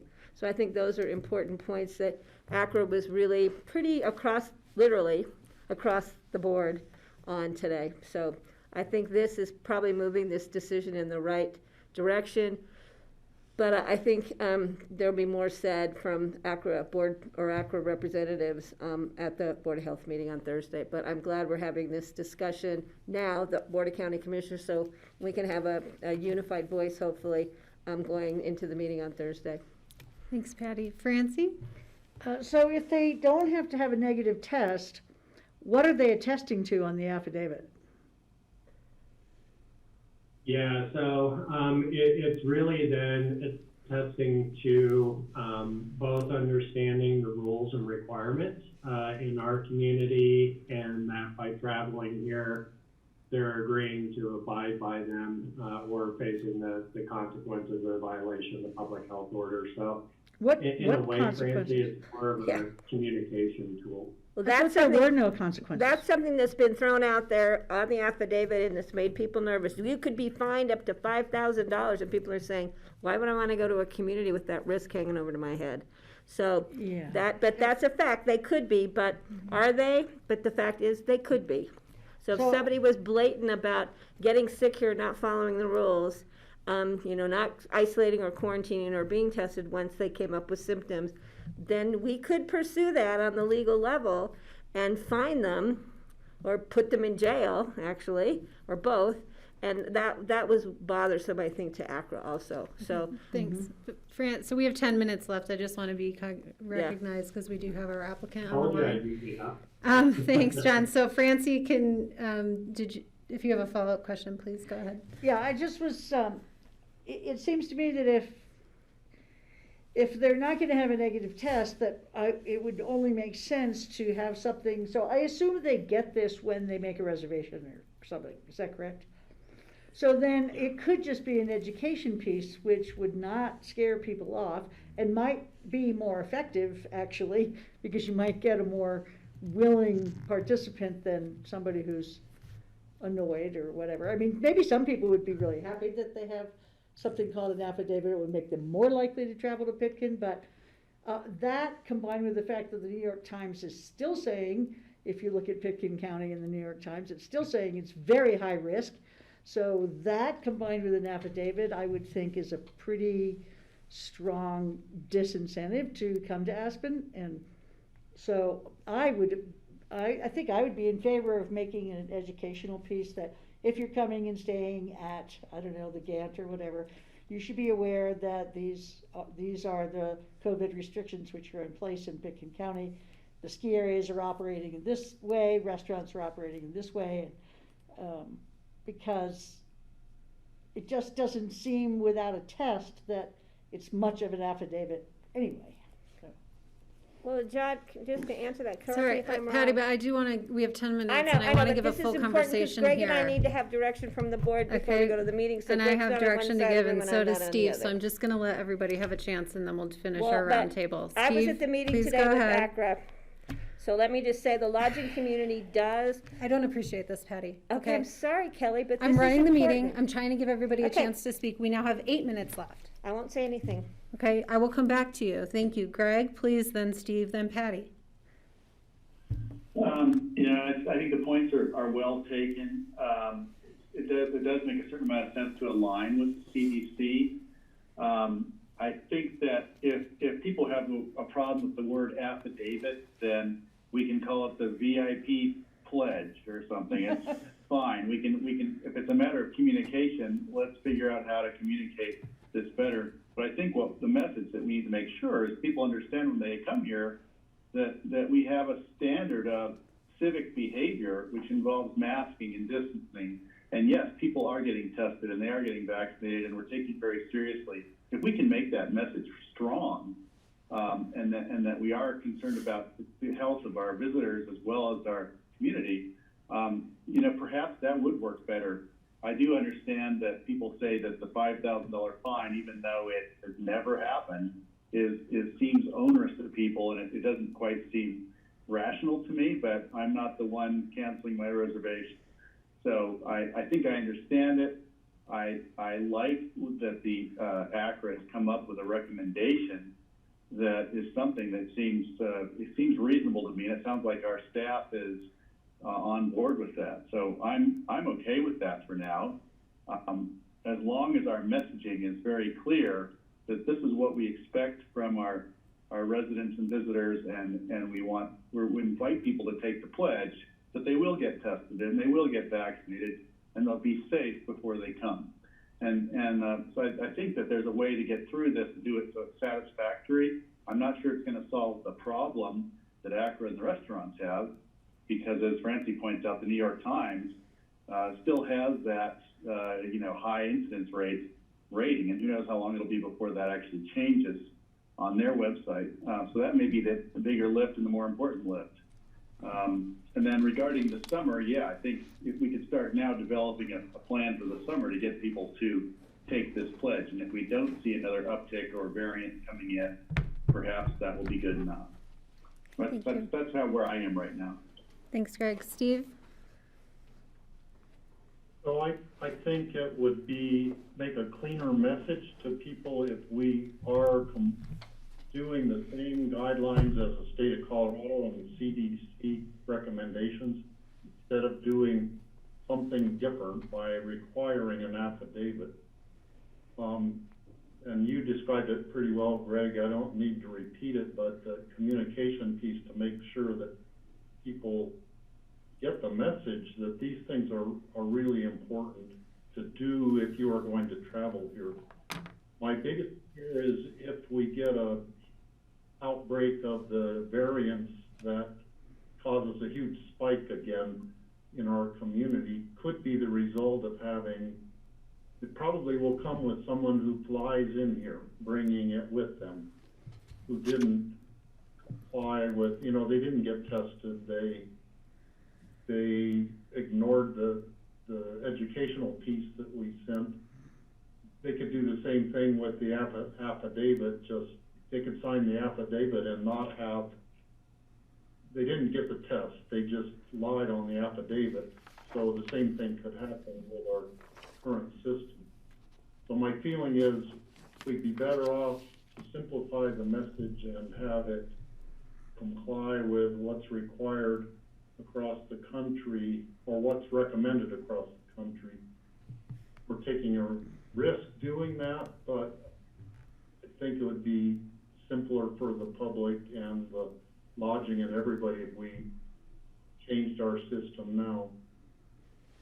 Thanks, Steve. Patty? No, we only have 3 minutes left, so I don't know if John's finished with this presentation. Okay. Well, then I'll weigh in here just quickly. You know, I feel like calling it the same thing allows us to leverage the press that we've had related to it, which has been positive in a lot of ways. You know, I think on one hand, we're saying let's follow some CDC guidance, which says don't require a test, but we're glossing over the other CDC requirements, which says don't travel. So, you know, I actually feel like our program has struck a balance there in trying to do that. And, you know, I'm not sure in the community, since we haven't followed up on requiring proof of the test, if eliminating that now changes much, but I do think that the opportunity to educate people is incredibly important. I think we can link to our vaccine information of, you know, just demonstrating that our community is getting healthier if that's helpful. So that's my input on those things. And, you know, Patty, want to honor your opportunity to reply to any of that, or Greg, if you need clarification. Well, I was just going to answer Francie's question, if that's okay, unless John wants to do it. The lodges do, when you make a reservation, they refer people to the affidavit into the county public health website on all reservations that are made. So that information gets right out there. So. Okay, Greg, go ahead. I was just going to say, I think it'd be really great if we could point to the success we've had and the number of people. I'm shocked. I was telling everyone we'd had 60,000 people sign the affidavit. We've had an extra 10,000. It seems like in the last week, which is maybe they're getting ready for spring break or something. So it looks like, you know, people are still signing this and taking it seriously. And even if we just make it a recommendation rather than a requirement, and we take away the onerous nature of the fine, I think we can still point to the fact that we've had so many people pledging to do this along with us because they're concerned. Maybe that will convince people to take it seriously, and that's the most important thing is that people take it seriously if they're planning to travel anywhere. It's not just here. So I think that there's some opportunities for messaging here, and we can still get the effect we want. And since we can't measure the results anyway, it's been really hard. You know, I understand why people are so frustrated with it. So this sounds like a good compromise to me. And I just want to be clear, staff's recommendation is that the traveler affidavit is still required. You're just not going to get the negative test coming in, and the requirement is around the education piece. Now, is that and that's what ACRA is recommending also, is that correct? I think what I've heard is that ACRA is satisfied with that. Their big concern, I think, was the negative test. And they'd love to see the name changed to something more positive, I think, than an affidavit. Francie? That's not what I heard necessarily, John. I thought I heard Steve, I didn't hear Patty's opinion. I heard her say what ACRA said. But I thought that Steve and I had both said that we weren't going to have something called an affidavit, that we don't need it, and that without a test, it isn't really anything that they're saying they're doing, but we support having an educational piece that comes with their reservation. Steve, am I wrong? What do you think about that? Did I mishear you? No, Francie, Well, thanks for no, asking I for the think clarification. Having a requirement, but being the educational piece, we still have to be putting out the message, and having it be a voluntary thing, I think would be a way we could still be getting the message out. This is what's recommended. Take away the $5,000 fine, which isn't gonna happen probably anyhow. Okay. So that's my thought. I want to check in So I with. just want to be clear, Yeah. if it's required in the public health order, then affidavit be filed, that consequence is still potentially there. You know, it hasn't been realized, because that's, it is what it is. That's written in state law, so we don't get to rewrite that. I think what I'm trying to get clarity on, because I think I'm hearing different things, is, you know, what staff's recommendation is to the Board of Health. So you have public health staff recommending to the Board of Health is that the traveler affidavit still be required, that a negative test not be required as part of that, and the idea of having it required is, you know, to sign off that, hey, yes, I understand this is what I have to do as a guest in Pickens County. It's a little bit more of a marketing tool. And Francie, I think I heard from you and Steve, yes, that possibly, well, we don't need a travel affidavit at all. That, you know, we just let the lodging community continue to market. I don't know that that's what I heard from the other three. I just wanted to make sure you understood what staff's recommendation was to the Board of Health, so that we're clear on what you all are talking about with Greg and Patty before they go into this meeting. Sorry for the confusion. So are Greg and Patty clear? No. Okay, so let's suss this out a little bit more. So I think the question on the table, Why do don't I we? tell you what I heard, and then you can tell me if I heard it correctly. I think what I heard between Kelly, Greg, and Patty was roughly yes, supporting the recommendation that the traveler affidavit still be required, but there be a relaxation of the testing requirement to what the CDC is recommending. I think what I heard, as Francie had indicated from Francie and Steve, was that, well, if we're relaxing the testing requirement, maybe it's better to move away from the affidavit requirement and just continue marketing our public health requirements here and not have an affidavit or a signed document. Is that correct? Patty. That's what I think I heard. So Yeah, well, I think where we're going is that we want to recommend, not require testing, because the testing result time isn't working for people. It's either 3 days or 7 days or 9 days in some cases. And as far as calling in an affidavit and what do you attest to, we could say not a VIP thing, but this is a statement. You have to, lodges and everybody could tell to the people that are booking a reservation, you need to pull up the website, you need to read the statement of education or something like that, what's required in Pickens County, and that you need to sign it that you have done this. You have pulled it up, you have read it, you understand it.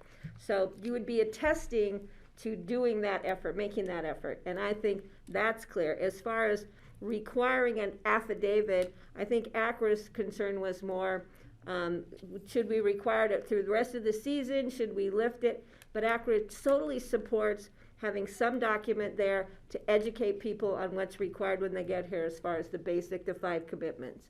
Sort of like a terms and conditions. So we called it a traveler's pledge instead of an affidavit. Or a statement of understanding or something. Yeah, I think that's where I'm going as far as, and I don't think ACRA, but I can't speak for the whole ACRA board, it'll be an interesting question, if they would allow that, or accept, I should say, that it continues on even past April, maybe, because it's worthy of what it's supposed to do, and that's to educate people on what we are recommending and requiring in our county when they come to visit us. Okay, Steve, and let's try to wrap up here. I could agree with that, having the affidavit be a traveler's agreement, that they looked on the website, they understand our rules when they get here. They understand that they should either have had the vaccinations or been tested, is recommended but not required, kind of a thing. So it's more of a guidance instead of a requirement, but if we keep the traveler's guidance form that people sign and agree to before they come, I'm okay with that. That's less onerous of a feeling to people.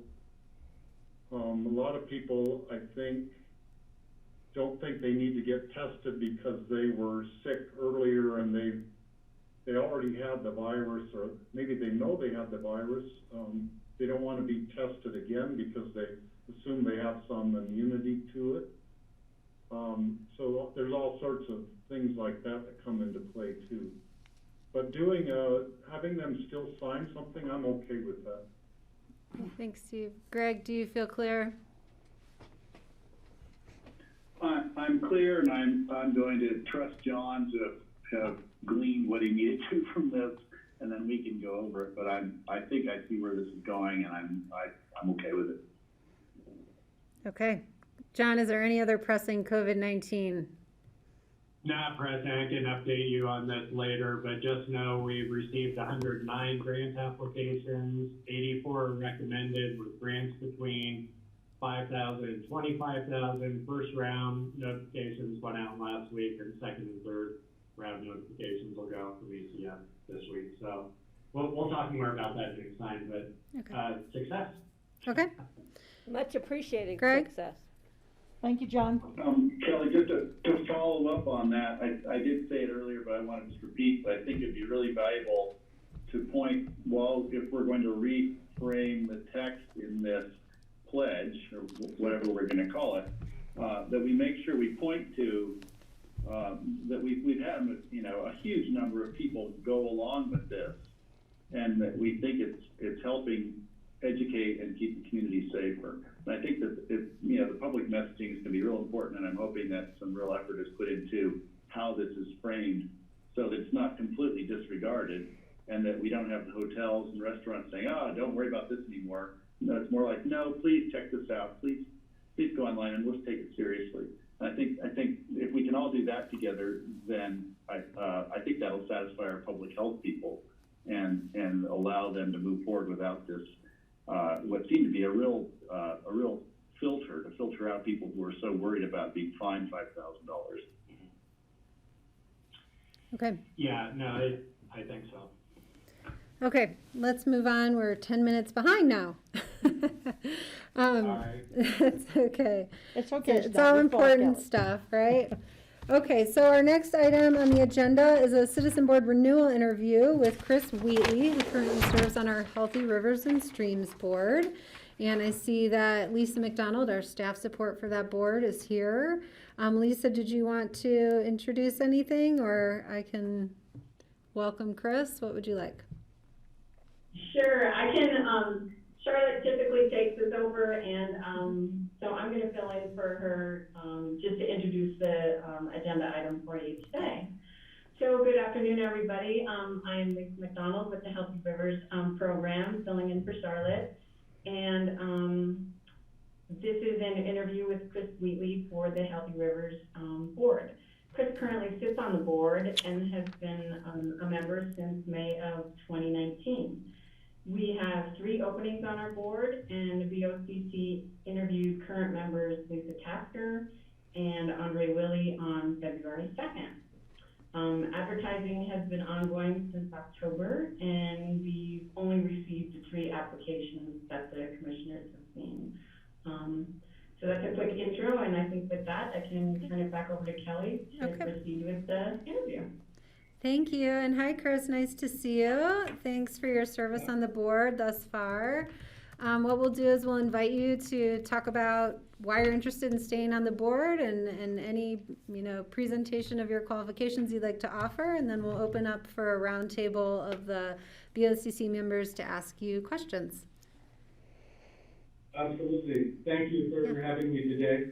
I have thoroughly enjoyed my time on the board, doing more than sitting on a board. We actually is looking at water, and I think it's been just in the last year with the pandemic a very interesting time noting people getting out into rivers and streams, and I think our organization is only going to become more important.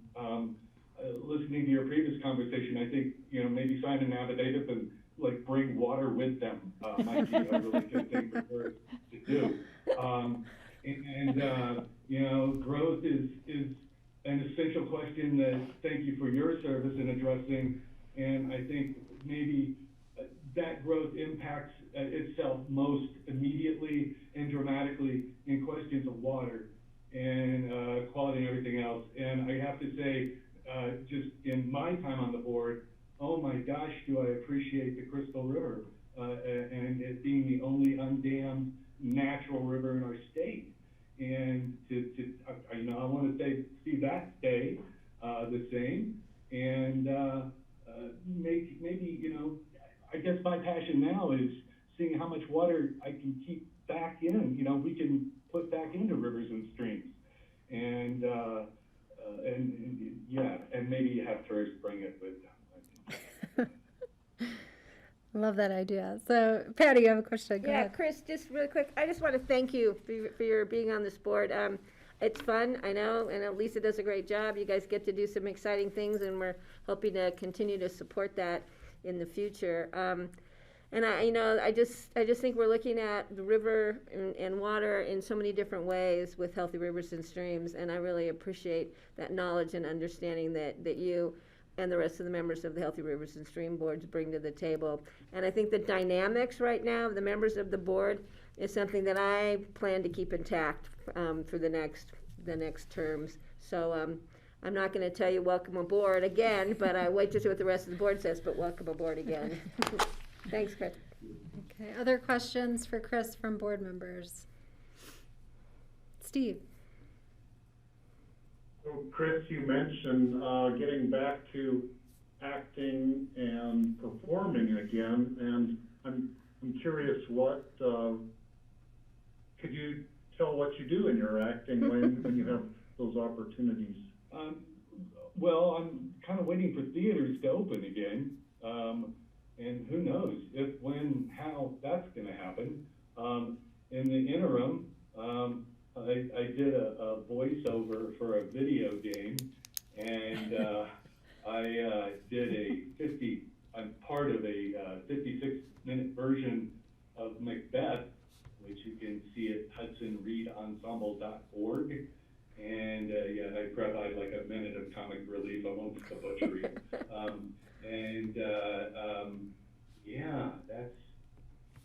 That's pretty much it.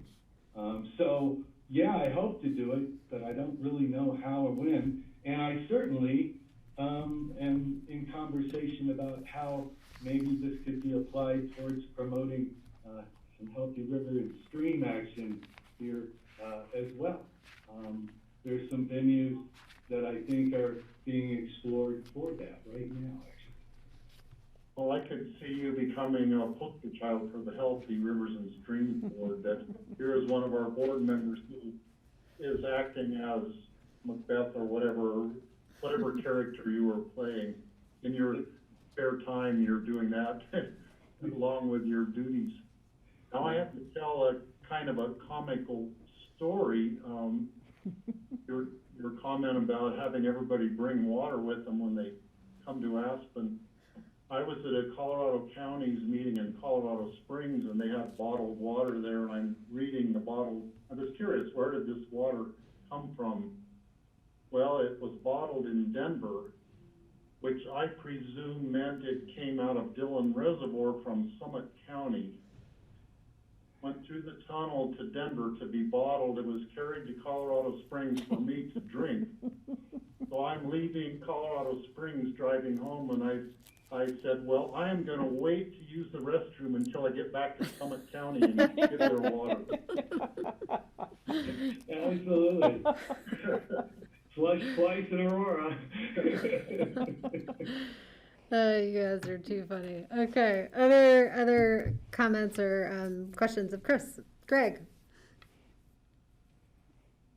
I appreciate this, and I love the idea of getting people to bring their own water, but they could also bring beer, you know, as long as they're not allowed to board the plane or leave the valley with it, then I think it has the same result, really. So I support that, and there's some humor in that, and it might be the sort of thing that would be great in a, you know, I was just thinking, Chris, we could use your talents to get the water messages across, and whether it's online on messages that we promote and produce through the county or who knows how, I think that would be great. And we could put your talents as both as a creative thinker and writer and humorist to work, as well as using your acting skills. So I think it would be great. And I did see you in Macbeth, and you were the comic relief, and it was really great to see you in that show. And I'm thinking about the show, a couple summers ago down in Basalt, where you, once again, you were a cowboy version of, which play was it? I can't remember. Taming of the Shrew. Yeah. Taming of the Shrew, and it was spectacular. So keep it up, and I think we should be trying to use your talents. You know, Lisa, let's come up with you know, something there. I'll help if I can. But thank you. I also think I would be remiss in not thanking you guys and girls and everyone. In other interactions, perhaps with other county organizations, the appreciation of water and natural resources might not be as heartfelt and sincere as this board. And so thank you as a citizen of Pitkin County. Thank you. Thanks, Chris. Is there other questions for Chris about his application to this board? Francie? I just want to say thank you, Chris, because I know that serving on citizen boards is time-consuming and can be contentious. And I mean, you have a pretty awesome board that you serve with. I'm sure you guys get along pretty darn well. But anyway, thank you so much for doing it, and I'm happy that you're willing to do it again. Well, my father always said the mind can absorb what the butt can endure. And I take that to heart. Chris, it'd be fun to serve on a board with you. Okay. Any other questions or comments for Chris right now? Okay, I don't have any. You know, thanks for your service. And cherish Lisa McDonald. Yeah, we do. I hope she knows that. Okay. If you can put her in a lockdown order in the county, that would be really good. So we have our 3 applications. We will, I think, confirm our directions, and then you guys will hear the final decisions, which I think will be positive. And then we pass a resolution pointing you to your future service. So that's Wonderful. what the steps are forthcoming. So thanks, Chris. We'll be in touch, and I know we'll all be working more closely together this year, so that's exciting. Thank you. Thank you very much. Thanks, everybody. Bye, Lisa. Bye. Okay, moving on to future agendas. John, do you have any future agenda items? Yeah, I've got a few things for the board. I believe tomorrow we will be adding an agenda to the item, which will be an emergency resolution adopting the IGA with Garfield County. That'll be brought forward by Rye. So just know that we'll have an addition tomorrow. We had a request from ACRA, Sarah Reynolds at ACRA, to present an arts and culture impact study. It's about a 30-minute presentation. We're looking at March 23rd, April 6th, or April 13th for that. Waiting to hear back from her, so we'll probably add that on under community presentations. Just a note that our citizen board renewals are in progress. We've set aside time on each March agenda for necessary interviews for those, so you'll be seeing that. We did miss on future agendas the upcoming joint meeting with Open Space and Trails that has now been added. And then finally, we are going to need some direction so that we can set a resolution for appointing our citizen board members. You all have done now 3 interviews. You had Lynette Connor for Senior Services, 4 interviews, Lisa Tasker and Andre Willie for Healthy Rivers and Streams, as well as Christopher Wheatley, who you just interviewed. So I don't know if the board's prepared to give direction on those, or if we need to set other time aside to talk about those appointments. Let's check in. Patty? Yeah, I was gonna bring that up under open discussion because I'm comfortable with all 4 interviews and would like to support them and move them forward onto a resolution. Probably not tomorrow, but the next meeting, which I think is the 10th. That sounds good to me. Steve? I'm so comfortable with reappointing the 3 and appointing Lynette to the Senior Services Council. Okay. Greg, I see a nod, and okay. I think you have direction to bring that forward probably March 10th. And I have no other items for the agenda because I already discussed them with John at Kelly's in my meeting on Friday. Okay. So thank you. Steve and then Francie. So I came to realize that on March 2nd, I have a possible time conflict. I'm on March 1st and 2nd attending the National Farmers Union Convention. The meeting will be wrapping up on Tuesday morning, the 2nd. I don't know at what time it's going to wrap up, but I might be late in getting in with our, we're scheduled for executive session, and I'm not sure if that's with the Healthy River. I think that's with the Healthy Rivers and Streams Board, if I'm not mistaken.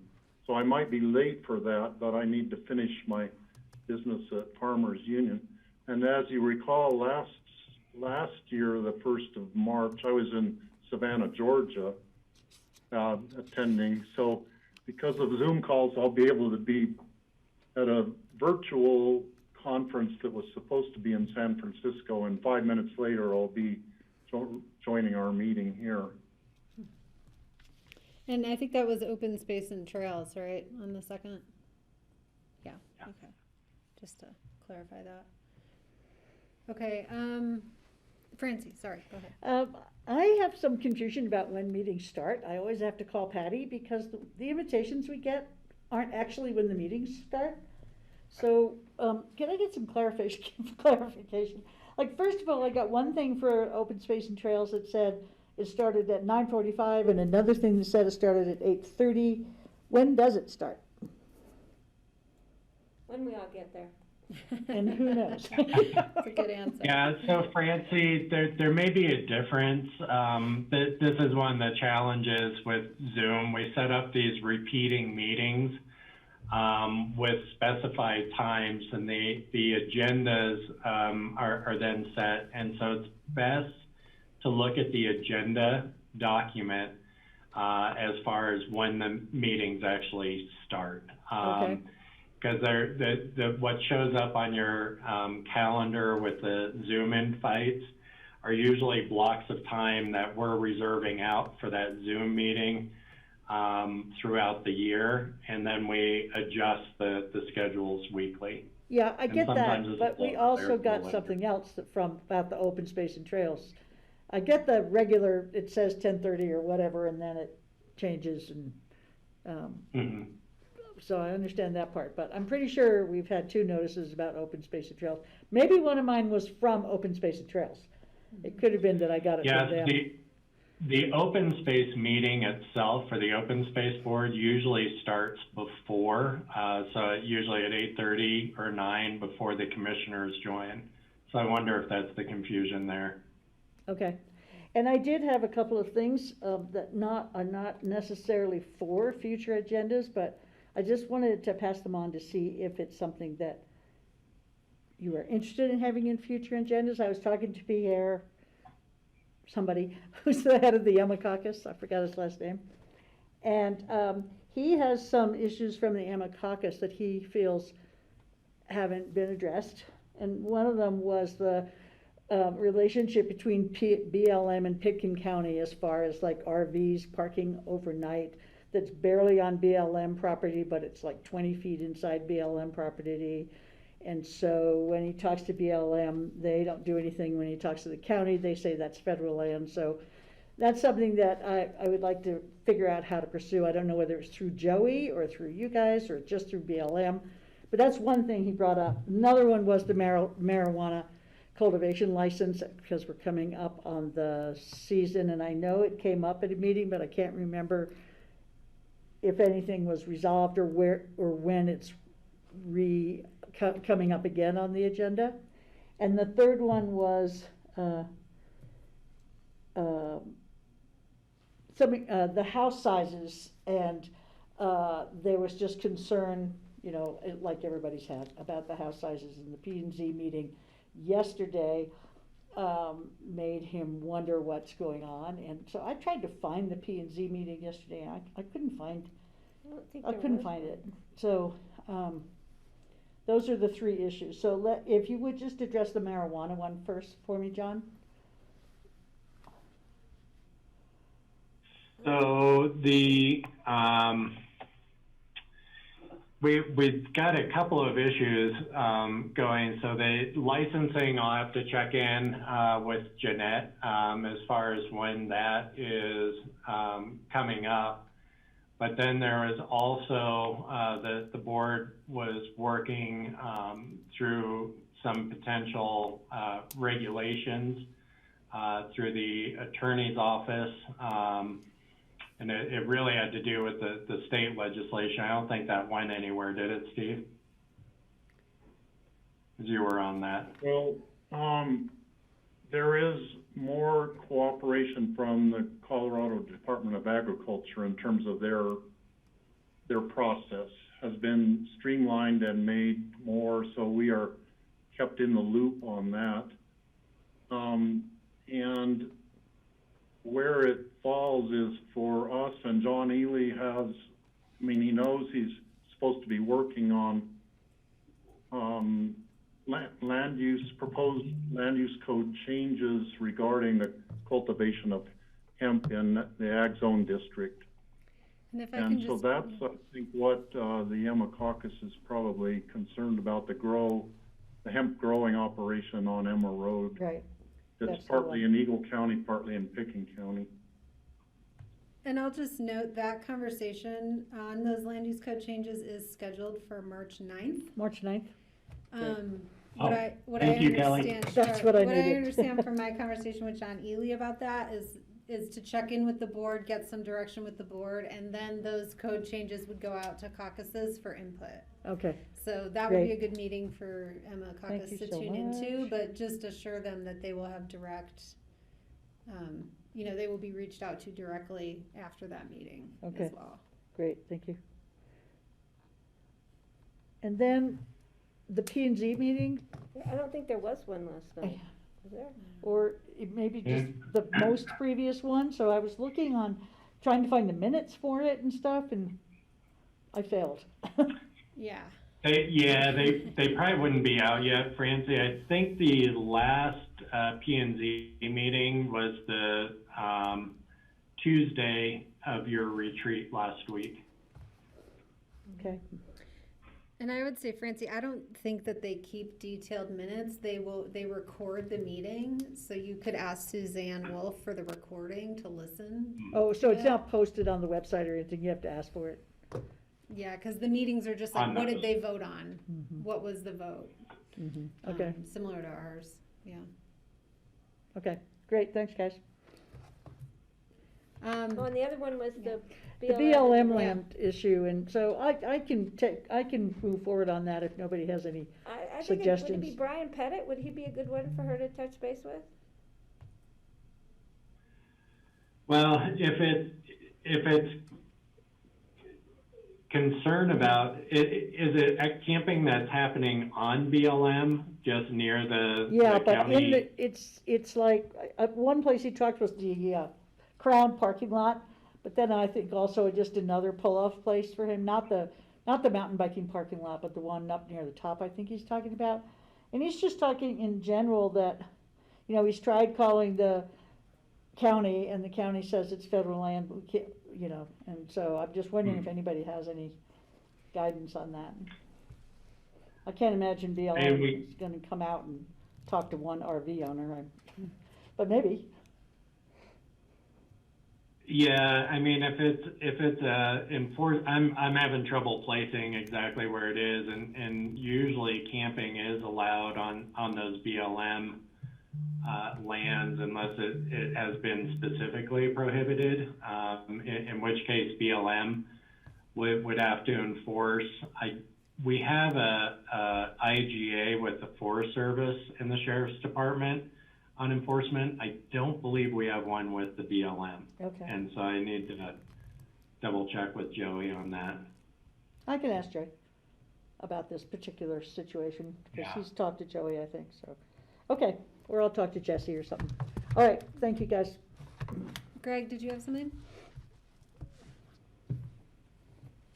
Yeah, just regarding that, I recall when we had our board appointments, we discussed Forest Service and BLM outreach, and I think I was the one who point person on that. I have not talked to anybody at BLM, but I did have a lengthy conversation yesterday with Kevin Warner and Jennifer, who's his second or assistant district manager at the Ranger District, on a number of different topics.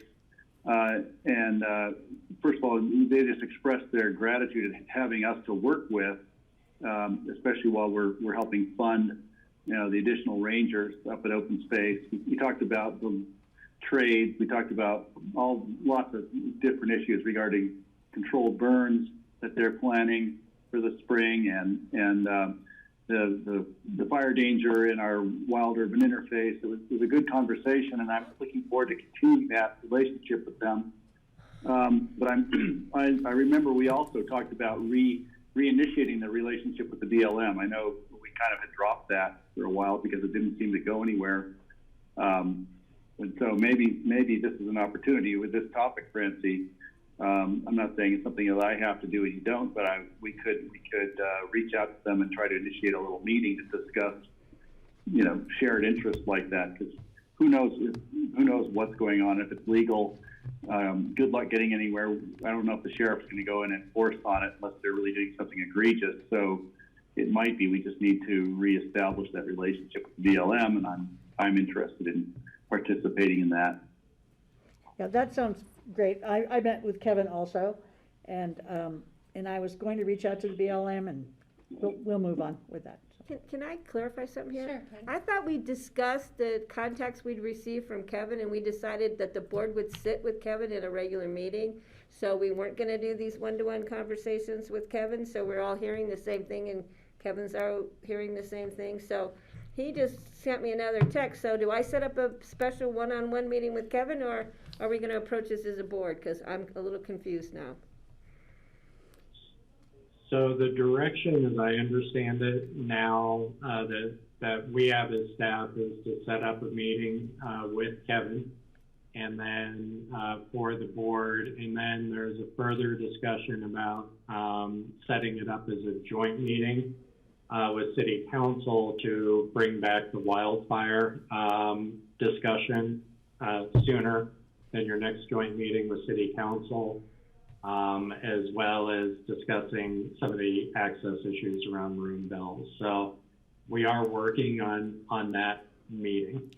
And I would say I clarified that with Kevin. Like I said, oh, in this other thread, we discussed having you meet, and he wrote back to me and said, I still want to meet with you privately, which I've not I thought we had scheduled, but yeah, that we felt it shouldn't be a one-on-one, it should be the board meeting with him, so we're all talking the same language, and he's hearing the same issues and opinions, so I'm still confused. Yeah, it's funny because when we were doing who was gonna do which job, I thought that I was gonna be the person who could be the contact person with the BLM and the Forest Service, because George had been, and then Greg was on it also, so I'm confused too. This is different than that. This is Kevin wanting to meet with all the members of the board individually, and I thought we said we'd rather him meet with the board as a whole. I'm okay either way, I just don't know which way we're going.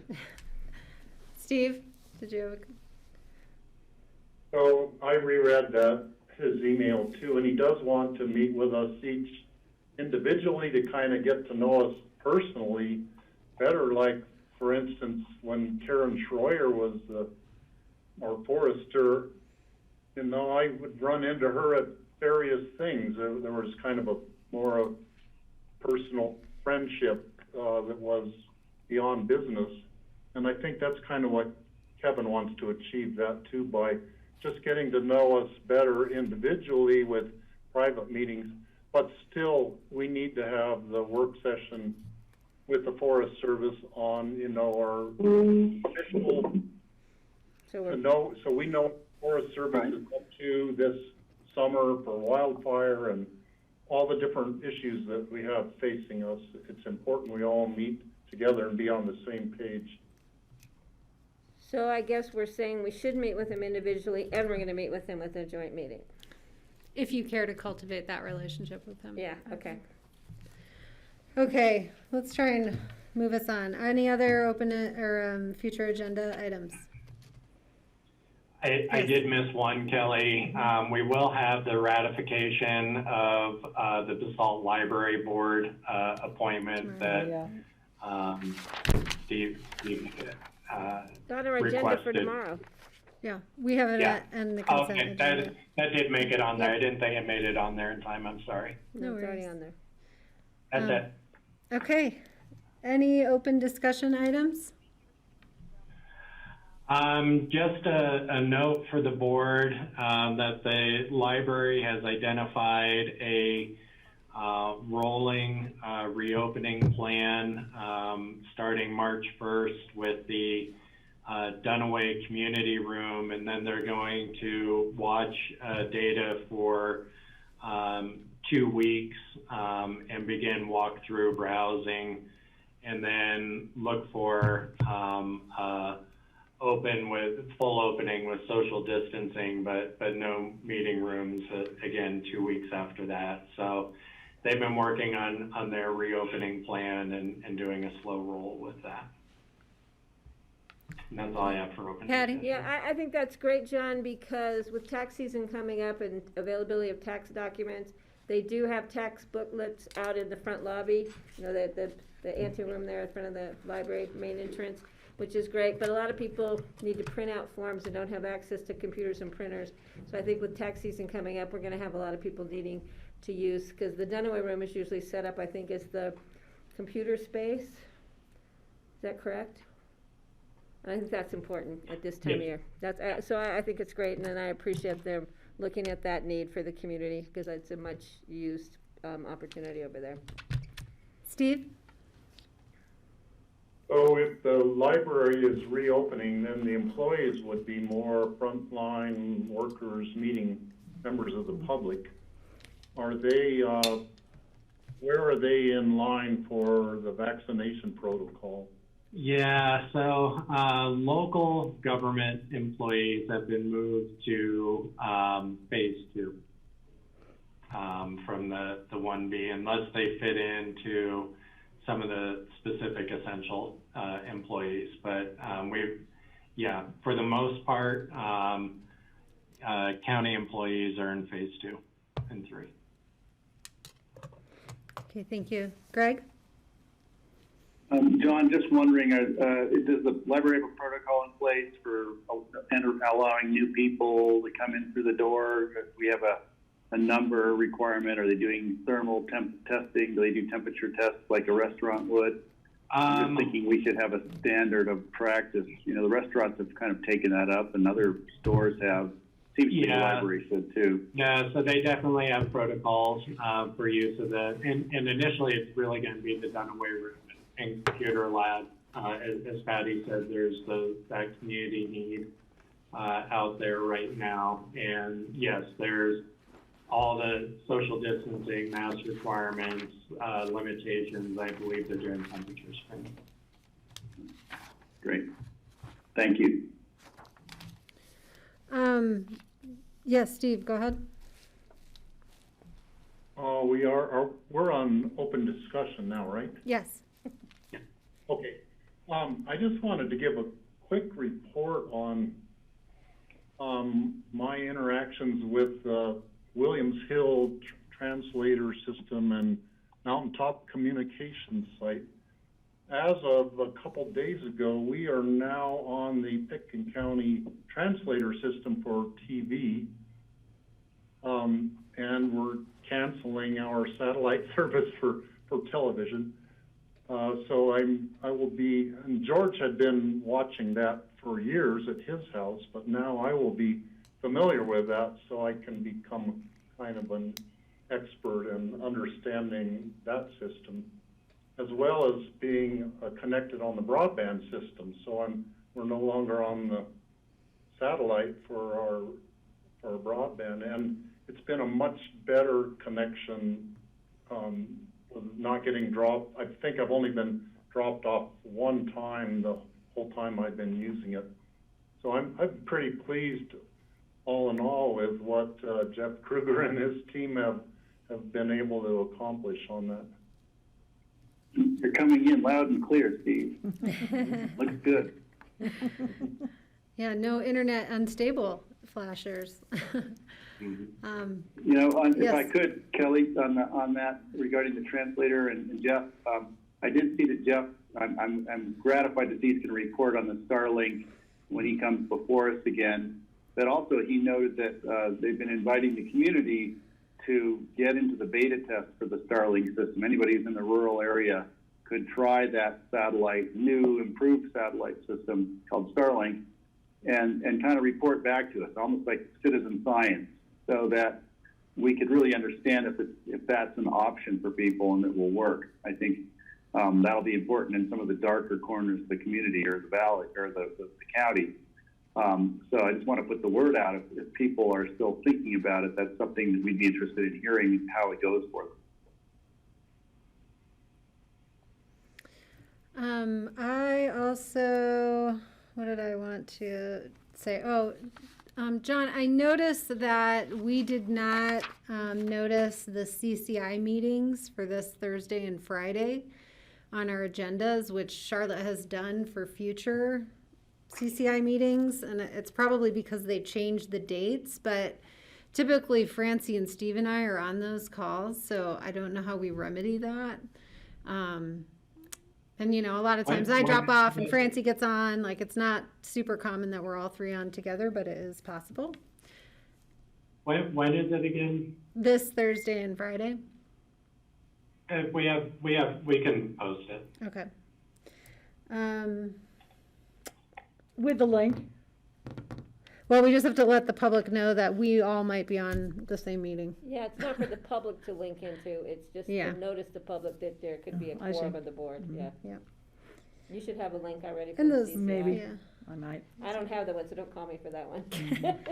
I can always help you with that. And I think that was it. Any other open discussion items?